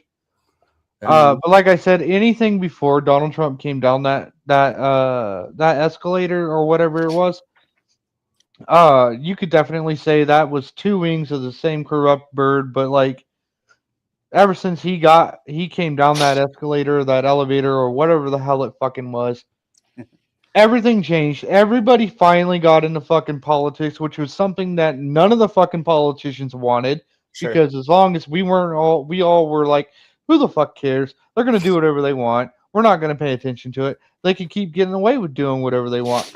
But as soon as Trump got in that chair, he re-centralized all the fucking public focus back to fucking America or the White House and the Congress and everything like that. I mean, just look at the rate at what everybody's fucking learning about politics right now. It is the only thing we fucking talk about. And we're sitting there talking about the languages. We're sitting there talking about the amendments. We're sitting there like more than ever before. Sure. I mean, when I was in school, fucking reading about politics, it was more of an eye roll thing. It was who cares? Nobody. Who gives a shit? Now we're like, okay, now we got to think about what this policy is going to mean for us 20, 30, 50 years down the fucking road, because us being asleep all this fucking time is why we're all ass fucked in the present.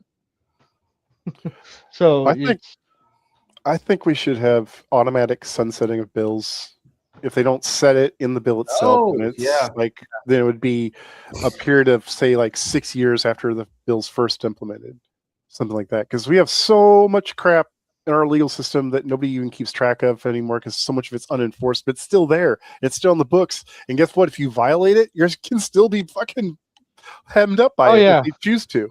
Like, it's just ridiculous, though. Even lawyers, I think, struggle to really kind of keep up with the weight of our legal system, let alone someone who's untrained in it. It's still legally enforceable in my town that you got to have a horse hitch post. Like, how crazy is that? Like in the movies where they had that horse on a bar. Hell yeah. Okay. I was translating to the Gen Z. Okay, yeah. You know, watch more Westerns with your niece. Yeah, no doubt. I think we're going to have to watch the original True Grit. John Wayne. Get her Do on that. those. Get into the spaghetti Westerns and then finish with Unforgiven. But you definitely Tombstone's got to definitely be. Yeah, but you got to put it before Unforgiven. You can't follow up Unforgiven with much, if anything. No, I remember being almost tormented by that movie. It's a great movie. I love it. Yeah, but it's brutal. Who you're rooting for, doesn't it? Like, I don't think I changed who I was rooting for. It's just it became a little bit more nuanced. Yeah, shit or shittier shit. But those are great movies. Mm-hmm. I'm not gonna say some boomer shit like, "Oh, they don't make them like they used to." No, they really don't, though. But they don't. They really don't. They don't even really make westerns anymore. No, modern movies made like it used to. Modern movies just suck ass. They really do. There's some good ones out there. It's just really hard to get the wheat from the chaff. Yeah. I thought that Blade Runner 2049 was good. What did you guys I haven't seen it. I've started watching it and I didn't finish it, and I haven't gotten back to it. So I need to finish it because I loved the first movie to death. The original Blade Runner is amazing. The good movies these days, they feel so very, very hard to come by. Actually, there is something I do want to give a shout out to. It's called The Blacklist, and it's got James Spader in it. You guys might know him from Less Than Zero. Show. I've been kind of binge watching the shit out of the shorts from that show. I am gonna go fucking buy that shit, that whole entire fucking series up because Toasty. I love girls. Toasty. Subscribe to Peacock. I think it's Peacock, and you can watch the whole fucking thing. Oh, for real? Yeah. Through Amazon. All right. Yeah. Oh, maybe Amazon has it too. Yeah. Well, they I know Amazon you can does. subscribe to Peacock through Amazon. Yeah, that's gonna mean I have to do a subscription, ain't it? I fucking hate subscriptions. Yeah. They might have a trial. You check it first. It might be like a 2-week trial, and then you can if you can watch it all in 2 weeks, you basically watch it for free. Yeah, I'm sure I have another refer a friend kind of shit in my inbox. So. Yeah, but if not, it'll be something like $6 or $7 a month. I don't know what Peacock is, but if you're not Netflix or Disney, then you can't really get away with charging that much. $12.99. Or I just just spend the fucking $60 for the fucking DVD collection, and I own it for life. Yeah, I can watch it for free forever. I don't think I have a working DVD player anywhere in the house.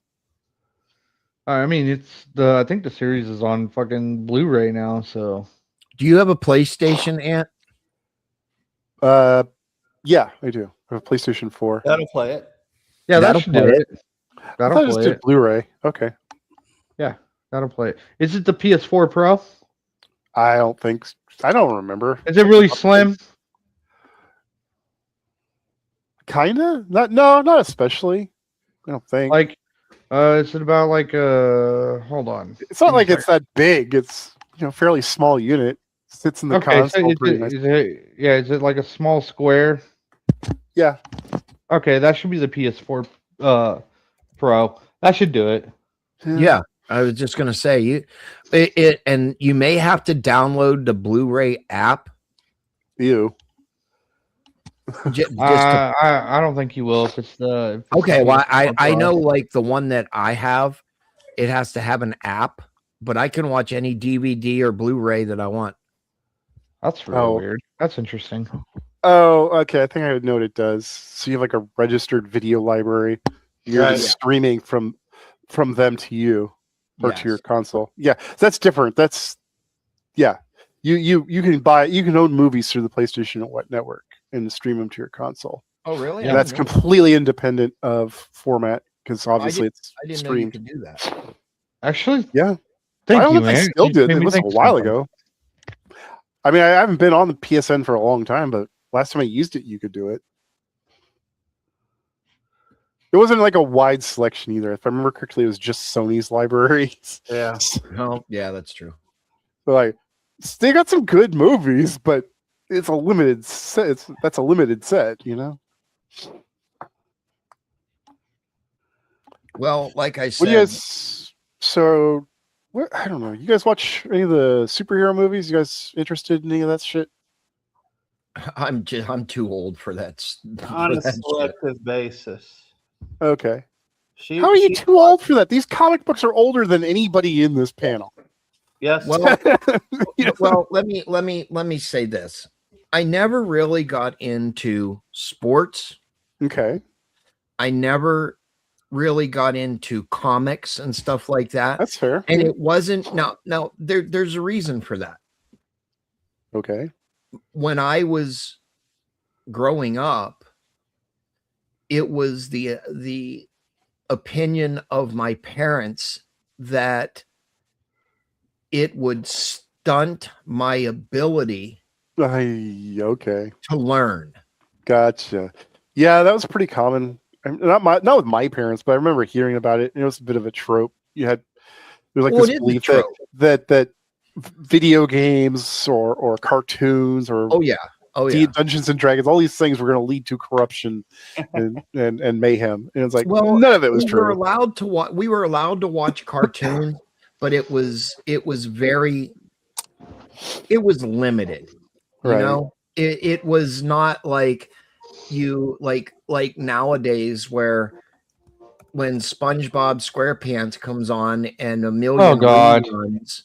And a million fucking reruns later, you're still watching the same fucking thing over and over again. Would you like a Krabby Patty? Squidward. The only day we really got to control the television, my brother and I, was on Saturday mornings. Saturday mornings for me too. Yeah. And it was strictly the morning. As soon as like the sports came on in like the afternoon. Oh yeah, that took over. We were done. Yeah. Outside to go play. Which was fine with us because there really weren't a lot of afternoon cartoons on Saturdays. So everything was stacked in the mornings. No, USA Kung Fu Theater. Yeah, that's true. DVD players. Great. I grew up with my parents watching Howdy Doody. Okay. The Red Green show. Did they also make you watch MASH? I like MASH. Are you talking about the movie or the TV show? The TV show. I was more directing that as Spin. Gomer, do you remember Gomer Pyle? Yes. Yes. That is what my parents raised us on. I don't want to say raised because that's wrong. That is what my parents were watching.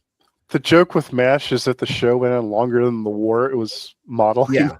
Yeah, obviously. Yeah. It was like, but the show was like 7-8 seasons, and the Korean War was only like 3 or 4 years. Something like that. Yeah. But a lot happened in those don't get me wrong. Yes, a lot happened, but it was very short. It's very cynical, right? But what my parents thought was they were raised on old comedy, slapstick comedy, right? The new age of VH1 and MTV, I wasn't allowed to. We were not allowed to watch it. We had the box. Yeah, we didn't. It was one cable line into the back, and what you got is what you got. So I'm talking about MTV was called the box before it was MTV. I'm gonna step away for a second, Spin. yep. DJ's back, so we're fine. If I have to walk away, Yeah, we'll we're good. walk I away. landed already. Okay. The point is Don't drop that. the point is what we grew up on, Yeah. and what you're currently in the midst of doing is completely different. I mean, you probably got the iPads, the iPhones, the laptops. What are you talking about? Mm-hmm. Sure. She has her Apple Watch too. What are you Oh, talking well, I forgot the Apple Watch. Yeah, of course. See? Yeah. See, like, right. See, and you know what? When the laptops came out, I could never afford one because they were expensive, right? Sure. There was eBay, but everything on there was expensive. Everything on eBay was expensive? Girl, I know how old you are. You have no idea what expensive really is. Back whenever the minimum wage was $5. Oh yeah. They didn't When have what was Apple $5? products. Then. Minimum wage. That's like 20 now. That depends where you're at. Federal minimum wage is $7.25 an hour. It's been there Yeah. since 92 or so, 94 Something like maybe, that. somewhere in the 90s. Wow. Back then, But my servers point did stands. yeah, but There weren't the Apple servers products back you're in our talking day- about when the minimum wage was 5 something. Right. Yeah, but back then Also- we could pull up a shopping cart for $50. Yeah, that's true. Yeah. I remember walking into Walmart. I can visually 24 remember hours. walking up into Walmart, getting 2 buggies of groceries that would last us a month and a half for about $120. Can you make a time machine? Because I really want to go back to that time. No, you really don't. Really don't. You really don't. Well, there were a lot of good things, but they weren't all good. Oh, wow. Okay. I Or mean, back when you had to go to the food stamp office and get them paper books of money, and you Yeah. had accountability because you had to physically get off your ass, drive there, or catch the bus there to get them. that's what I'm saying. I mean, we grew up in the times where there was no credit card machine that authorizes right there. Right. I grew up in the days where they had to physically call the credit card company to verify that you had enough credit to buy whatever you were buying, and then you had to slide the imprint of the credit card. Yep. Dang. It was called an imprint machine. Yep. And them bitches were a pain in the ass to carry. Yeah. And then I remember where cash was king, Mhm. and you wrote a check for everything. There was no credit cards. Yep. You might write a check. Not everyone accepted checks. Well, that's true. That's true. But I can remember when a pack of Newports was $3. Are Newport Bitch, cigarettes? I Yeah. can remember vending machines where the cigarettes were 25 cents. When gas was $1.07. Yeah, I remember less than that. $1.15. I mean, when I Yep. started using gas, it was like Oh, 89 cents. Something like I know that. the ports, bro. They nearly killed me in the Navy. My dad smoked Lucky Strikes.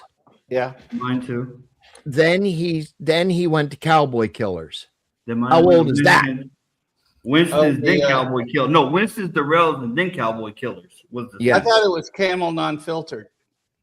No. Cowboy Wow. Killers were Marlboro shorts. Okay, that makes sense. Cowboy on the marketing. My dad can tell you when they were 15 cents.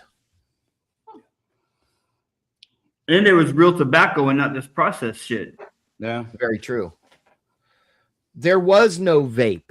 There was no bullshit that you got now. Well, you got to listen. He's laying it out for you. Oh, Okay, she's listening. Listen, the worst thing you can do for your body at your age is vape. Yeah. Yeah, I already got past that thanks to the help of him. Yeah. The help of him wouldn't is recommend- that's what he wasn't buying them, so you had no fucking choice. I wouldn't recommend any nicotine products to anyone. It's just pure destruction of your body. It does Well, nothing right. for you. And it goes back to what I was saying about defiling your body. Now we're talking about like cannabis vapes. That's a different thing. That's usually like hash oil on a coil. It's not much different than just smoking it, really. Sure. And that's But- actually a more pure form of the plant. You're not burning all that plant matter and inhaling that. You're just sticking to the stuff that's actually psychoactive. Sure. And all the Absolutely. mites and all Yeah. the pesticides. Yeah. All the what?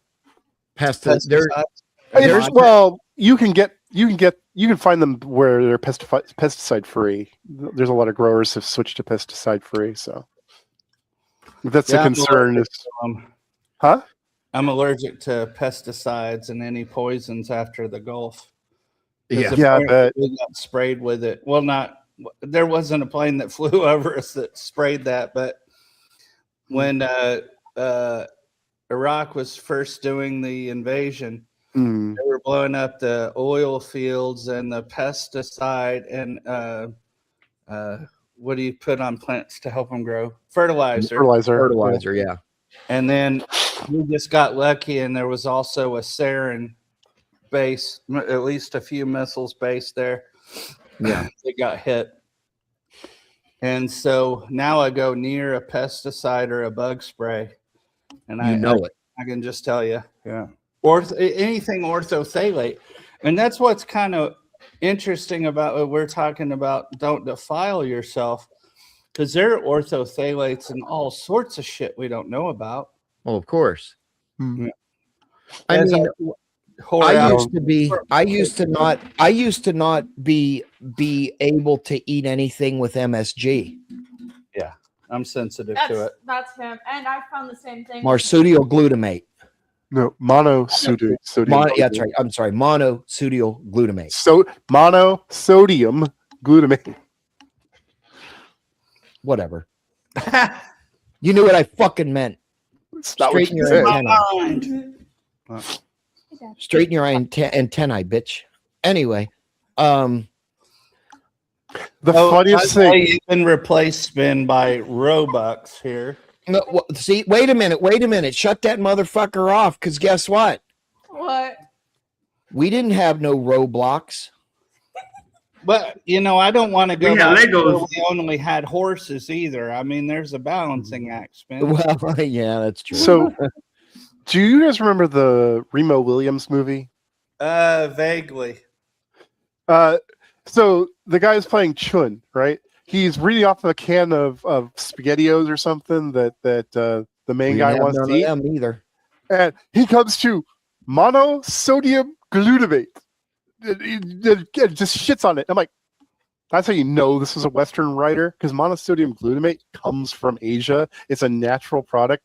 There just isn't an English word for it. So it gets this scary chemical name. Sure. Well, was it Uncle Charlie who's the cook on YouTube, and he says, "Oh, MSG, good flavor." Oh yeah. Oh yeah, I remember that. I remember that. No, it's Fuck you if you don't like flavor. MSG. MSG's good. Like all that MSG to that big old pot. And They then can't like, see you. I'll turn this way. no, it's fine. Now your facial or hand expressions. It's not as salty as table salt. You actually can use quite a bit of it if you want to. I don't know why, but it gives me a headache. Oh, that's Well, weird. It's It all doesn't about sodium the in it. intake. If you're used to it, it won't. It's just like nicotine. The first cigarette you ever smoke, you're gonna fall the fuck over. After that, you're so remember used to it. Swallowing chewing tobacco used to be that way. Oh yeah. Oh yeah. because we couldn't spit tobacco, so we would swallow it. And boy, yeah, there are a couple of times I'm like, hey, somebody watch this. Why? Okay.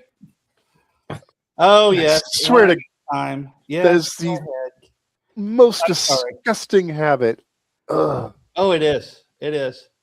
But And they will just swear to God and up and down that it's not. And they're like, oh, it's not as bad as being around smoke. Fuck you. Every spit bottle I have to pick up makes me want to punch you guys in the face. Well, I don't use tobacco. it used to be the ideology that chewing tobacco was better than smoking because you're not doing the damage to your lungs. Yeah, however, what they didn't tell you, it was going to eat your teeth up and eventually put a hole in your lip. Yes. Yeah. Because of the greatly increased rates of oral cancers. Yeah. You know what? My grandfather used to do the chaw because that's what he called it. Yeah, he would say, Ethel, give me my chaw. And it was you would chew on it. Mm-hmm. That's what it was. But it was horrible for you too. Well, one of my neighbors was this feisty old lady who was always doing snuff. Yeah. Oh God. Good Lord. That's bad. I mean, just think about it. Look, we used to go to McDonald's and they had a smoking section. Yeah. Yes. I remember restaurants. You know, in the state of Pennsylvania, there are bars that you can still smoke in. Wow. You can't smoke in a chain restaurant that has a bar. It is individually owned, and they are required to have a filtration system to weed out the smoke. You can smoke in bars and stuff here in Florida. I didn't know that. Yeah, certain bars. Sorry, she's buying a new dance module for Robux. Oh God, Speakeasy's got a panel going. Tell her to be careful on that. There's a lot of pedos that run around there. Yeah, I've had stuff happen before. I know the risks and I take precautions and I follow his rules. Hey, listen. Let me tell you one rule that my middle daughter didn't follow. Precautions like putting a rubber over the computer? I'm confused. Yes. Putting a rubber over the computer. See, Ann was obviously corrupted. His brain was rotted. She forgot 4 fucking times. Well, I was worried about 2K. I have tape over my camera constantly. I must have taken it off for something, but oh yeah, why'd you take it off, huh? What happened to that tape? Put the rubber over the fucking camera, and you will not destroy your life. These are good life skills. Putting a piece of tape over mine right now. Yeah. Oh, sure, exactly. You'll do it for them, not for me. No, I had it on. I'm just taking it off. Well, you know, sometimes, and I have found this with my daughter's friends, believe it or not, they think that their parental figure, whether it be grandma, grandpa, whatever, don't know anything.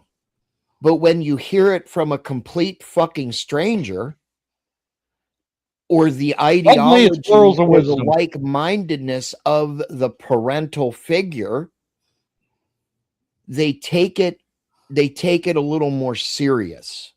Yeah. Well, because they see all of our bullshit. Yep. Well, and what I would say is put the laptop down, delete TikTok. Sure. Of course you got fucking I go for a slightly different bend. And remember, I was into the internet and programming and all that stuff. Sure. I looked at the research for the psychology and sociology of these games. And one of the challenges that we have in homeschooling is socialization. Sure. Right? And so she can go on the VC chat and whatever, and they can get speaking spicily and lively and all that shit. Uh-huh. But you go on that VC server without me, it's simple. The laptop goes away. Lost my Well, laptop yeah. for a week because of that. Well, and you know what? I'm glad I did. Now, Well, I mean, let's put it this way. The game that most people play now, even as adults, is Roblox. Yeah. well, we like to play 99 Nights, and a lot of times we'll be in the same thing. I think some of the changes could be helpful, but Sure. I'm like, pretend that every single person you meet online has like missing all their teeth, they're bald, covered in grease, And they're and flat. and they're, well, thank you, and they're fat, but they're not Oh, interested. you have a lot to learn. I mean, again, you know, Just She's got remember, a lot to remember learn, how Neil. fast the internet travels. That's all I got to say. She has a The lot to wrong learn. thing to the wrong person, and you can't get that back. damn near Just remember permanent. not to talk to anybody from Polk County. Yeah, right. Yeah. No, No or real Volusia. ID theft. Or Volusia. Just think about like the trouble that a lot of these politicians are getting in trouble with leaked emails and text messages and all that stuff. Think about how fast that fucking hits the public circulation. Yeah. And Well, just even keep that in your and burn that into your fucking skull and never ever ever do anything you're going to regret. Right. Yeah, because it may be important later to not have your tits all over the internet. Yeah, you might decide you want to be a congresswoman or something. I shared with her a story about a friend of mine who got doxxed and, we'll say, revealed to all of his friends, including all the people he went to church with, about certain items that he had shared with a young lady. Sure, they were in love, you know. Well, And like, yeah, I can hack her, bro. That isn't the deal. I already got her address. I mean, we could do that stuff, except here's the thing. What didn't stop you from taking dick pics? Right. Common sense. Yeah. Common sense. Well, he was out of his league. I think she was looking for a stable full of sugar daddies. And then she was less in love. You know, that's what I suspect. Yeah, But that's a real growing problem with a Yeah. lot of people these days. They are so disconnected from just being nice. I mean, you piss somebody off and they get super fucking vengeful these days. I mean, they're reporting you, they're doxing you, Right. they're leaking all your sensitive shit out to people, and like people are so fucking disconnected from just humanity these days, and it's wild to watch. It's really wild to witness. well, I I think mean, disconnected from nature too. Would you agree with that? yeah, I would. Like, go take a nice fucking walk in the grass without your shoes on, man. You'll feel 100 times better. Fuck all don't this. tell her that. I'm telling her to put I shoes on told all you the so, time. Dad. I told you it's good. It's fine. The hippies did that too, and look how they turned out. Uh, I'm gonna get ringworm all the time. nah. Your chances of that, especially if your lawn is good and taken care of, your chances of that are very low. Very, very low. Not unless you're like walking through your dog shit or something. As fun as that is, especially on a cold morning. Ugh. Warm up your This feet is a little. true.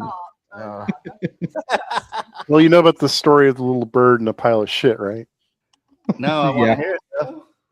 So there was a little bird, and he failed to make it south for the winter, and he was on the ground, very cold and freezing. And the bear saw her on his way to her cave and took pity on the bird and took a big old shit on the bird, and then went to her cave. Right. At first, the bird was alarmed because she just got shit on, but the shit warmed up the bird and kept it warm.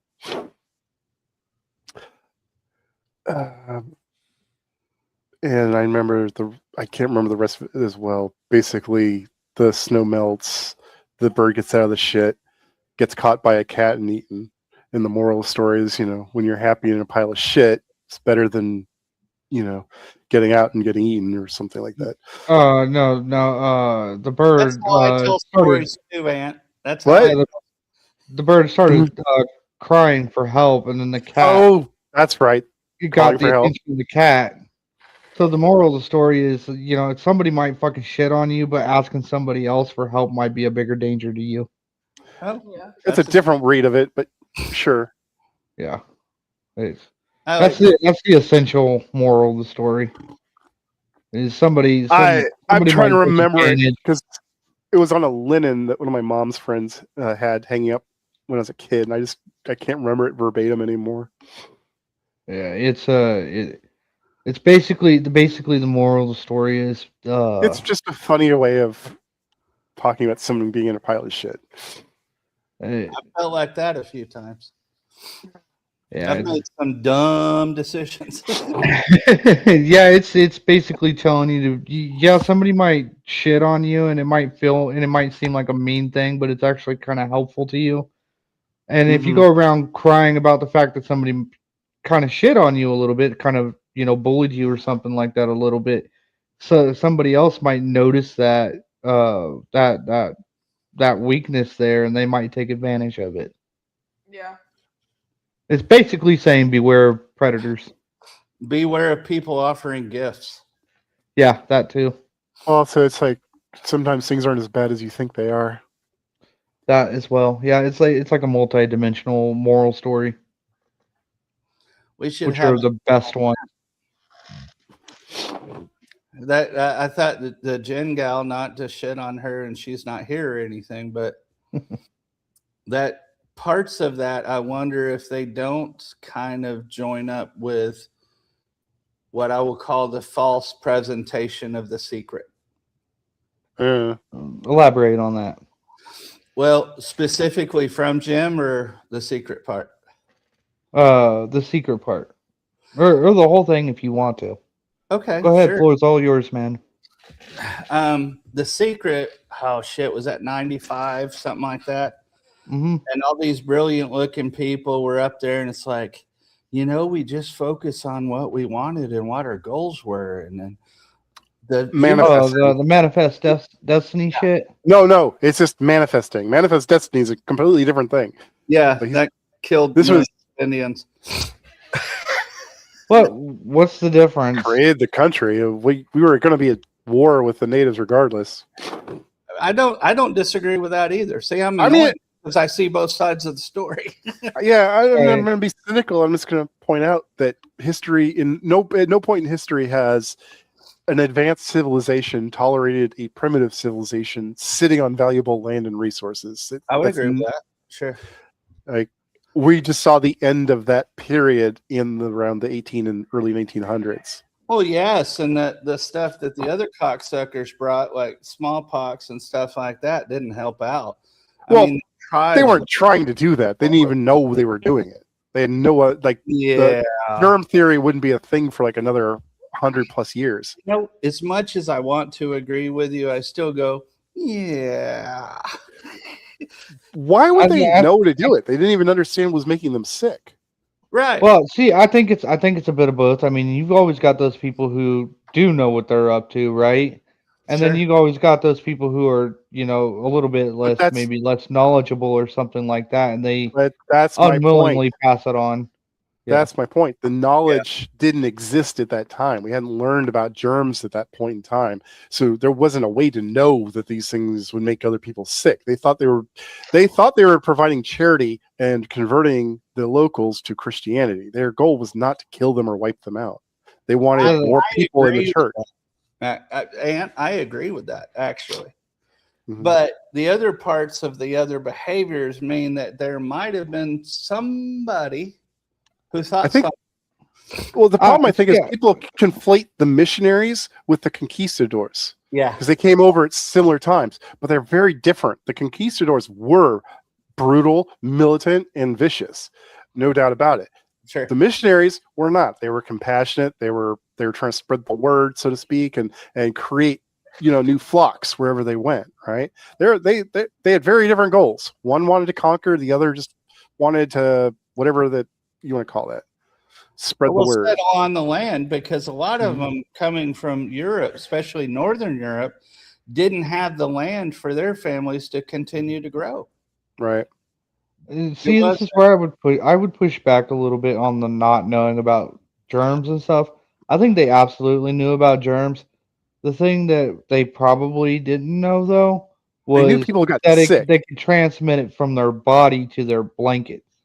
Correct. Well, that's because they knew people got sick. They didn't understand the causes. This was back when they still were talking about humors in the body. They thought, releasing certain fluids here or there could cure illnesses. And it was like, no. Oh, you look a quart high. We're going to take your humor out.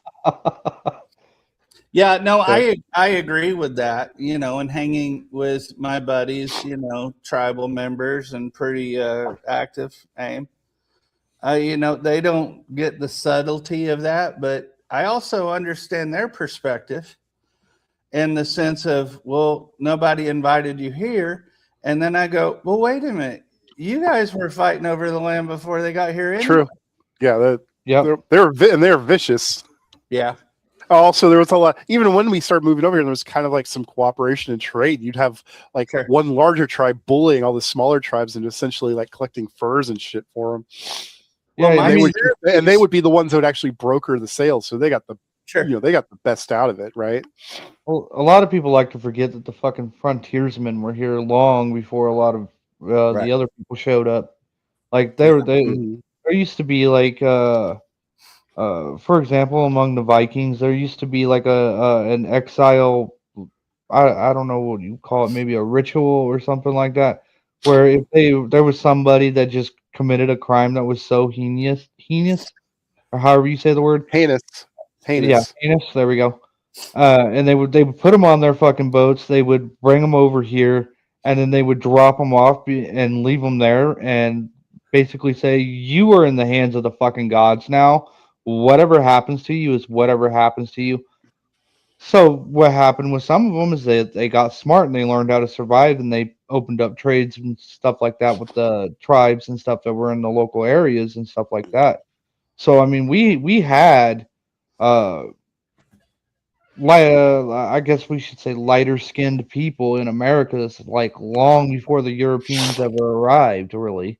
Well, yeah, we know the Vikings reached America before Columbus, but they didn't tell anybody, and they kind of took the secret to their grave, so to speak.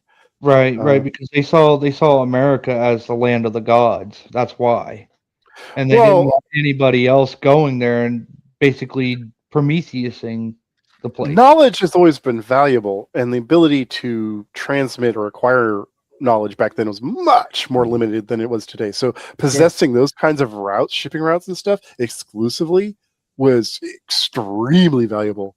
I imagine those were like family secrets. Yeah, that's true. That's true. And a lot of those people remember, especially when the Vikings were over in Greenland, two different sides, an east and west side.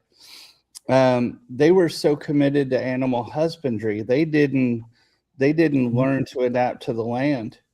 I mean, they adapt like motherfuckers when it came to battle. But for some reason, trading for whale blubber or seal blubber didn't get them on the path of, hey, that's what's here. Our trees are all gone now. We don't have anything to maintain cattle. And that's why a lot of historians say they left. And they adopted Christianity and abandoned a lot of their old ways.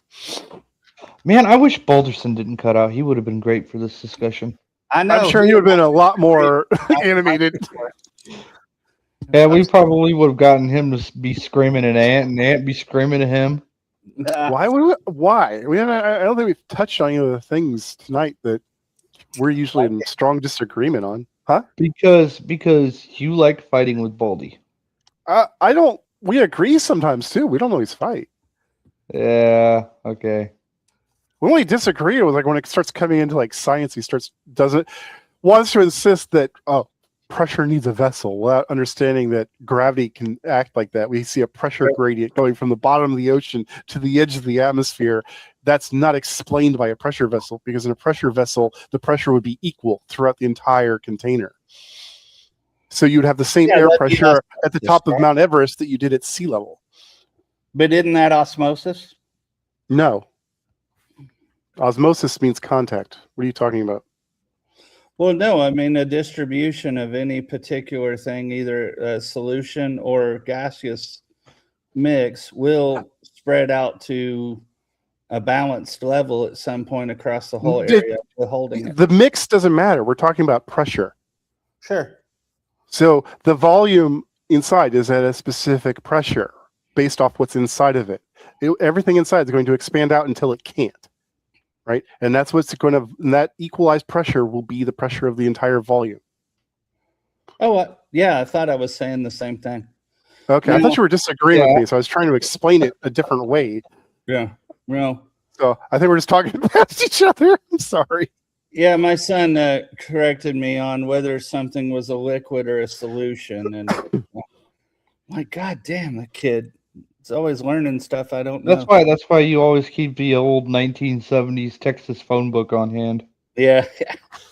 Pow! No mark. Exactly. He's asking which side of the Lord you want to be on today, the left or the right. Yeah. Well, fortunately, that was a habit we broke. We didn't stay with that habit. Just imagine if we kept some of these disciplinary actions that we used to do back in the days, how much smarter this generation would be. Potentially, but I don't know that level, like I consider spanking violence now. But back when we were a pack of wolves, maybe necessary. I went to elementary schools where I hit in the head with a plexiglass paddle because the teacher was aiming for someone else. But it only taught us fear. It didn't teach us cooperation. I mean, we could always regress back to the back to the days when we would just throw a spear at the kid's foot. I saw some African. She just what? Yeah. Delayed reaction, but strong. How the hell did you guys survive? I never had a spear thrown at me. We were very, very, very, very, very strong individuals. We were almost superhuman-like. Well, Some would even say we were supermen. Yeah. Oh yeah, I bet we could get out of the way of punishment if it was physical. But I think too much of it was physical. To a point, I understand what you're saying. Like if it's generally causing some sort of physical harm, I agree. But getting like their attention with like a smack on the butt when a child that's not really verbal yet and maybe not understanding language very well, especially if they're doing something dangerous, like if they're reaching for a hot fire or something, it gets their attention and goes, don't do that. And it reinforces it with a little bit of pain, but not too much. Right. No, I agree with that, but but it does have to kind of take once you can communicate, you shouldn't be needing to use force like that. Well, no, you hit the phone book. The phone book hit them. The phone book hit them. No. Try that one in a parent. Sure, try that one in a court. that won't work. It'll work. You just gotta make the story very convincing. That's all you gotta do. I mean, if they can convince people that a gun hopping in your hand just somehow makes you a raging murderous psychopath, we can convince people that the book just did its own thing. Well, I don't know what case you're talking about. Hard one time and then never used corporal punishment from then on. I mean, I didn't beat the shit out of him with it. Don't get the thing, but it left a mark, and I said that's no longer punishment. That's too much. I apologize. You want to know what's funny? It's in the CPS guidelines. They say you can spank just as long as you never do it out of anger. Right. Yeah. Isn't that funny? Well, I think it's good. I don't know who's going to be judging that. Right. That's what I found funny about it. Yeah. Like it's also not considered. It's also not considered neglect as long as they have a shirt and are fed a cracker a day. She's That's dying kinda her hair crazy. and her emoticon thingy. What's that called? An avatar. Avatar. I Know speak this. English. Yeah, speak English, not that alien language. Yeah. Oh. Okay. What? Nothing. Were you just about to show it then? No. Okay. I love you. Okay. I love you more. You love Toasty Man? No. That's strange. He was talking to you and you said, "Hey, I love you." I'm like, wow. I get this a lot. No, I wouldn't be a kid for today for anything at the higher level. I don't know. I mean, sometimes I mean, when I hear like some kids screaming across the fucking way all the way across Walmart, Yeah. I'm like, I agree that part of me wants to agree with the no corporeal punishment thing, and then sometimes I'll see kids like that in the fucking store just wailing their fucking head off because Right. mommy doesn't want to buy them the $100 T-Rex that's on the shelf or something like that, and I'm like, smack that kid upside the fucking head and get his attention, So I don't know. I'm always on the fence on that subject. Well, Toasty, do you think it might be that child has learned that if they act shitty enough, mom or dad will just buy it for them to shut them up? That's exactly what I'm saying. Yeah, I mean, back when I was little, my mom would have been like, "If you don't shut your damn mouth right now, I'm gonna pop it." I call them little So- emperors in China. Yeah, I mean, My age, we wouldn't have been at that store. So, I'll leave your damn ass in a hot ass car if you don't shut your mouth. yeah. But yeah, and that's also like I extremely pity the kids who are coming up that are going to be having kids of their own, because I think a lot of kids these days they don't have any idea how to parent at all. It's like a little pop on the mouth or something like that is just viewed as extreme abuse, and so they never do it. And then the kid has no idea growing up what it's like to kind of get their fucking shit rocked a little bit, right? So then they get real fucking mouthy and they get real lippy, and then they start fucking picking fights with people, and then somebody fucking pops them in the fucking mouth, and the next thing they know, they're missing a fucking tooth and they're crying in a courtroom over it. Well, I'm laughing because my niece has definitely been schooled. Yeah, my sister used to hit me all the time, and Uncle Neil said, "Just pop her in the face." God damn, what are you waiting for? She treats you like absolute shit. So the last time she hit me, I pinned her down on the ground and said, "I can hurt you if I want to. Stop hitting me." There you go. All right. Problem solved. Yep. I mean, I think the fucking bullying issue in fucking school wouldn't be as bad as it is now if these kids were allowed to have a little fucking backbone and put a bully in their place. You know what I mean? Yeah, but like you said, the first time somebody pops a kid, or a kid pops a kid in the mouth, they're going to a courtroom. You can't. And this is, I've had this argument before about the Board of Education. Mm-hmm. There's you can't do it anymore. You can't. And I think the parents need to rally against that. I agree with that. I have mixed feelings because I've seen some of the teachers and I'm like, shit, I wouldn't have you change my oil. Mhm. Well, that's true.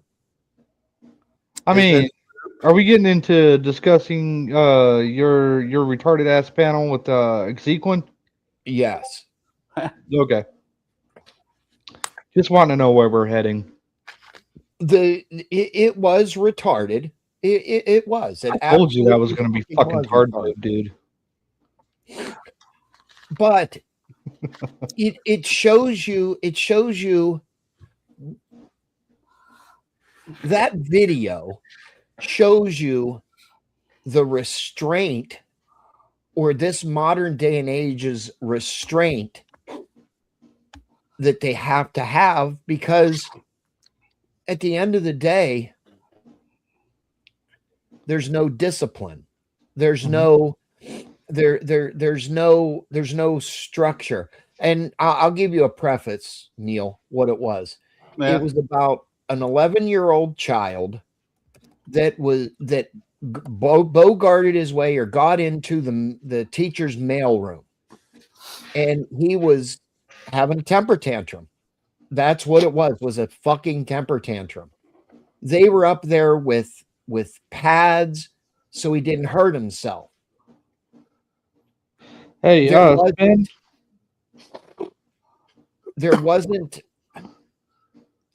was no, hey, stop it. It was, oh, it's okay. You'll be okay. You just need to calm down a little bit. Oh, that sounds like what I share with my niece as the council of the cervix. Yep. And then, oh, we have a timeout room. Would you like to go into the chill out room? And basically they had a room that you would probably find in an asylum or a mental hospital that was rubberized and padded, and you couldn't hurt yourself in a school. Don't you admit that this is just socialization by some leading the yes, thank you. SCN, thank you. Hey, Spin, I want you to play just for Neil for 1 second. I want you to play the little video that I just sent you on Discord. Okay, hold on. Now, do I go to the Discord thing or? Nope, you just stay right where you are. You just stay right where you are. We got you. That's easy to do these days. It's easy for me to do every motherfucking day. Right since on. 2013. Well, yeah, all have our gifts. Yeah. Just think about it hard enough, Spin. You'll be able to walk. Okay. Here, that's the secret stuff.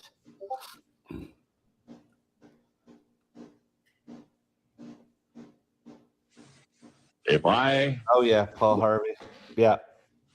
If I were the devil, well, if I were the prince of darkness, I'd want to engulf the whole world in darkness, and I'd have 1/3 of its real estate and 4/5 of its population, but I wouldn't be happy until I had seized the ripest apple on the tree. So I'd set about, however necessary, to take over the United States. I'd subvert the churches first. I'd begin with a campaign of whispers. With the wisdom of a serpent, I would whisper to you as I whispered to Eve, do as you please. To the young, I would whisper that the Bible is a myth. I would convince them that man created God instead of the other way around. I would confide that what's bad is good and what's good is square. And the old I would teach to pray after me, Our Father, which art in Washington. And then I'd get organized. I'd educate authors in how to make lurid literature exciting so that anything else would appear dull and uninteresting. I'd threaten TV with dirtier movies and vice versa. I'd peddle narcotics to whom I could. I'd sell alcohol to ladies and gentlemen of distinction. I'd tranquilize the rest with pills. If I were the devil, I'd soon have families at war with themselves, churches at war with themselves, and nations at war with themselves. So let's go to this for just a second. Sounds like today's society. That's the point. I always did like Paul Harvey. Sounds like he was for that. I disagree that God has anything to do with it, but whatever. I thought I was watching the morning news. I'd let him. I'd finish the whole freaking thing honestly before you deliberate on it. Well, it's YouTube. Well, Get it? all right. So I'm going to go back in that for just a second. Sure. For just a second.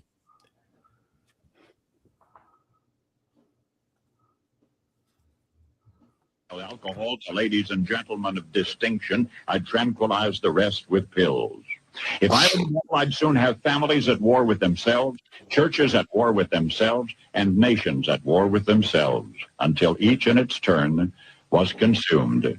And with promises of higher ratings, I'd have mesmerizing media fanning the flames. Yeah. Left and right propaganda. That's nothing new. It's not even restricted by technology. Exactly. If I were the devil, I would encourage schools to refine young intellects, but neglect to discipline emotions. Just let those run wild. Until before you knew it, you'd have to have drug-sniffing dogs and metal detectors at every schoolhouse door. I don't remember him saying this. Is this a newer version? No, it's straight from the 1966 archive. Oh, okay. I listened to him a lot. I didn't remember it being that specific, but yeah. Within a decade, I'd have prisons overflowing. I'd have judges promoting pornography. Soon I could evict God from the courthouse, then from the schoolhouse, and then from the houses of Congress. And in his own churches, I would substitute psychology for religion and deify science. I would lure priests and pastors into misusing boys and girls and church money. Well, you know, fortunately for her, she's gotten a lot of these because, you know, one of the things that we like talking about is the science. They act like the lords of the new church. Mm-hmm. But a lot of scientists don't agree they're doing that. If I were the devil, I'd make the symbol of Easter an egg and the symbol of Christmas a bottle. If I were the devil, I'd take from those who have and give to those who wanted until I had killed the incentive of the ambitious. And You're what'll you not bet? talking about using I couldn't get universal whole. basic income, are you? I didn't UBI? know. He's consider it. I mean, that sounds like UBI, doesn't it? Mm-hmm. It's a direct quote. Man, back from the 60s. I mean, I remember some stuff, but maybe between raising kids, I didn't really think about it in that context.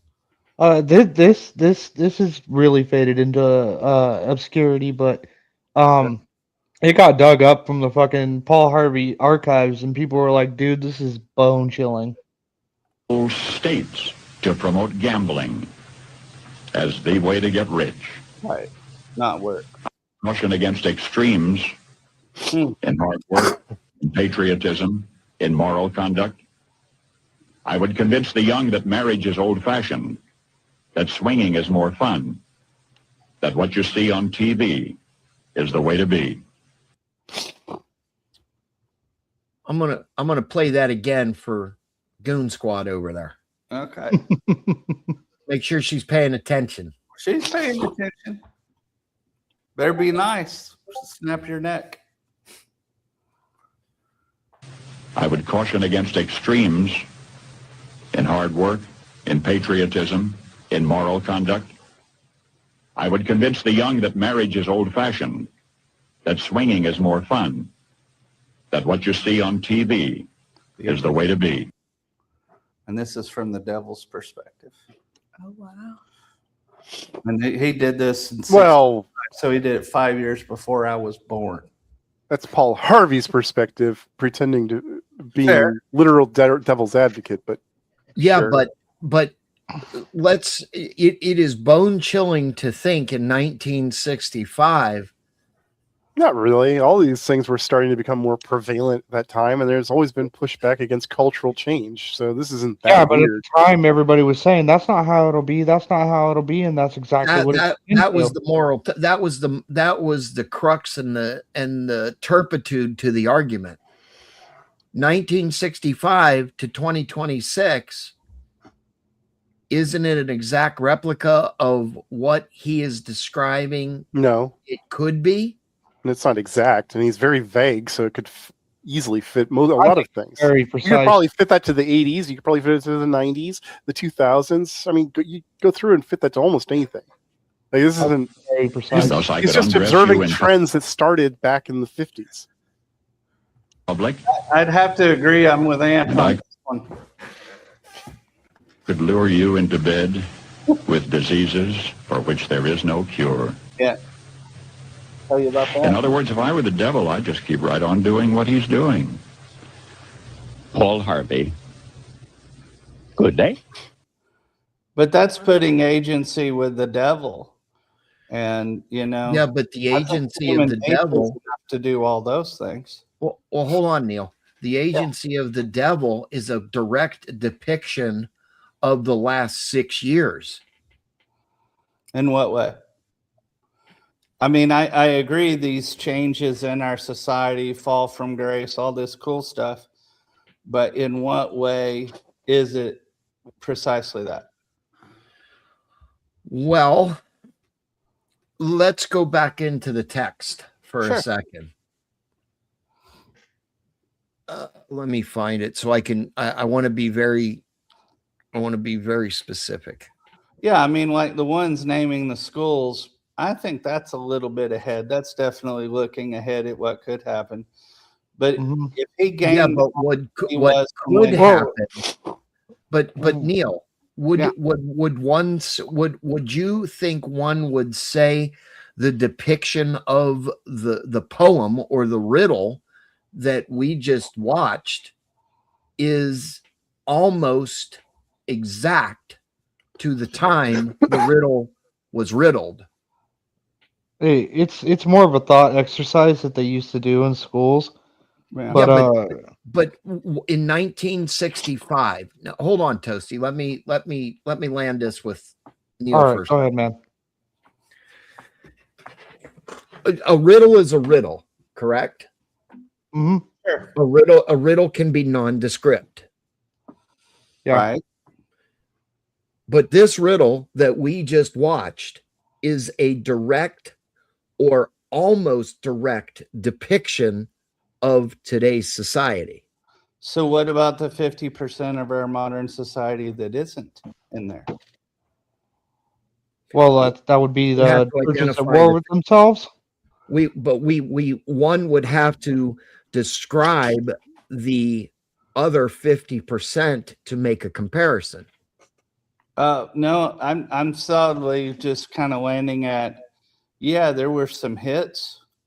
And I think the school one is really a big hit. And I think he gamed it out by looking at what was already happening in culture at that time. Oh, I'm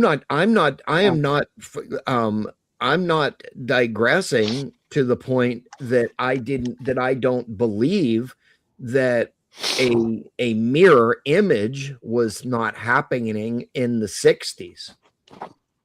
Yeah, sure. Because if he was doing that, especially at 65, counterculture had really started to get some roots. And Counterculture started in the 50s. But here would be the thing, though, is I agree. I think he paints a very. Hold on, Toasty. Neil, right, what did you say? I was saying if you go back to the Beat generation, I would completely agree. Okay, that was the early late 40s to early 50s. Yeah, because they were Okay. very counterculture. Okay, the hippie lifestyle started in the mid 60s. Agreed. Yeah, that would have been contemporary to this work. Okay, so I don't know what we're disagreeing on. I don't feel that I disagree. I actually, with a lot of those points, fortunately, the niece also, we've talked about them because it's one thing that I have seen myself. I'd forgotten this one if I'd seen it before. But, you know, those things, they all come down to me, to decency and respect for others. Okay, so you can teach decency. Now, help me. Well, Sure. give me some latitude, right? Yeah. So maybe I can help you out a little bit here, Spin. So we got that part where he's talking about refining intellect, but neglected discipline emotion. So when we take that into the modern, is not an emotion, that it's a physical or metaphysical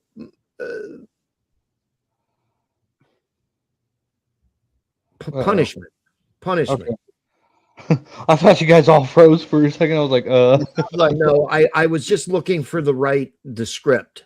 Yeah. Or prescription. Well, I think, any young person hearing Paul Harvey or when I've said the same things to her, and then, people she's heard over the internet for 4 days say the same thing, and they go, yeah, that's really true. And that's just part of being a parent. I mean, that's part of being a child or an impressionable child to think if 1 equals 2, 2 equals 3, 3 equals 4, 4 equals 5, it must be true. Well, I didn't know where you were going there. I mean, we do. Neil, are you aware of the little fucking trend that we had going on for a while where 2 + 2 equaled 5? No. I've been around for approximately 3.5 days.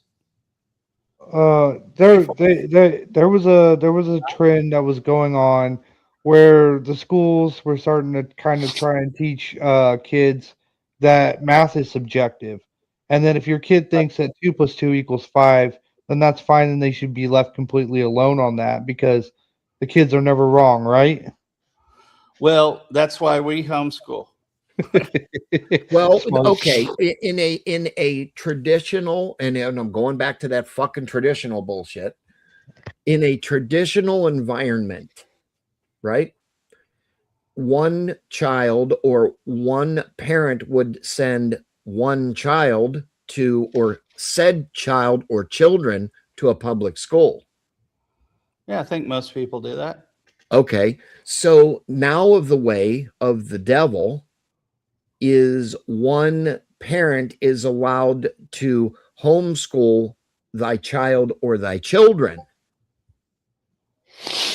Why is that of the devil? Why are we instituting these and thys? This isn't fucking Shakespearean English or England. Because if you go back, English. Yeah. The social construct is not there. Now, not to be nitpicky, but are you saying construct or contract? Construct. Okay, because the contract is with the government. The contracts or the government says that you have to send thy child to said school. Federal doesn't say that. No, the state. Well, move to the right state. So you are basically contractually agreeing that the government, whether it be federal, state, local, whatever, says that you have to send a child under the age of 18 to school. You are aware that in this state, what you're saying is not true. I don't know of any state where that's true. I know where you live. Yeah. Okay. Or I know about where you live, or the state you live in. Oregon. Sure. I know that if you're enrolled, you have to send your child to school, but that's because they make a space for your kid. They're getting money based off your kid being there. And essentially it's bad if your kid isn't there after you agreeing to put them in the school. But I don't know any law that says you have to bring the kid to school in the first place. Like you can usually I don't know of any state you can't homeschool your children.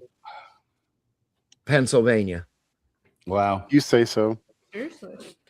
And up until now, I'm sorry, up until 3 years ago, in the state of Pennsylvania, in the county that we lived in, you had to send your child to school. Now, 3 years ago, there was legislation in Pennsylvania that if a child cannot adapt or have adaptability to a school, they could homeschool or virtual learn. Mm-hmm. And that goes back to the year 2020, let's just say for TOS purposes. We all know what happened in 2020. What? Yeah, exactly. So in just general terms,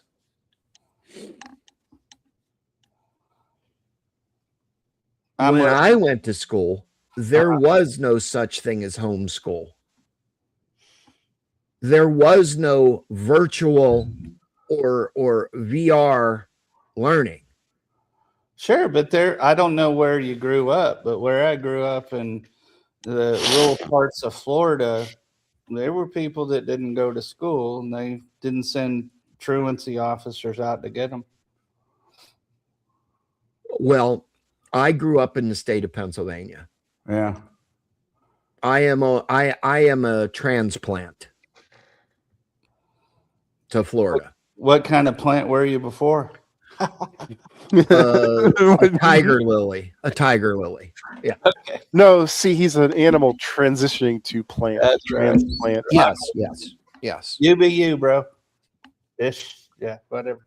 Exactly. Anyway, but at the end of the day,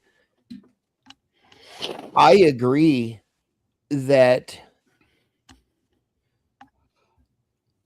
children are being more pacified than independent. Yeah. And I would agree that because of other experiences of other children, it has affected the educational system. I see a lot of videos of really worn out teachers, even teachers I might disagree with. I mean, we acted out of place. You might really go behind the woodshed, literally. But I think there's a better balance than that, and where the kids are just not disciplined at all. Well, and that goes back to that video where that child was having a temper tantrum because his stomach hurt and he wanted to go home. Yeah. You by chance got that video on hand that you and Zeke one were talking about? Let me find it.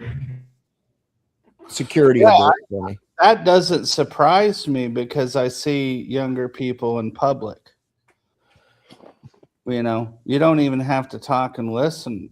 The focus, now not to get too woo-woo, but their energy and their focus is, it's like their own private Idaho. Well, and you know, for the lack of better words, it's like you're on a private island and you have nowhere to go. Sure. Or no way out. Well, I think a lot of them can be self-absorbed, but that doesn't mean that their interest started that way. I mean, one of our basic needs is to affiliate.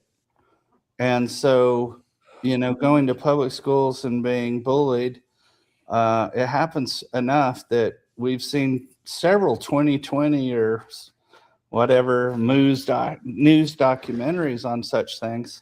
Sure. So we have to know that it's common.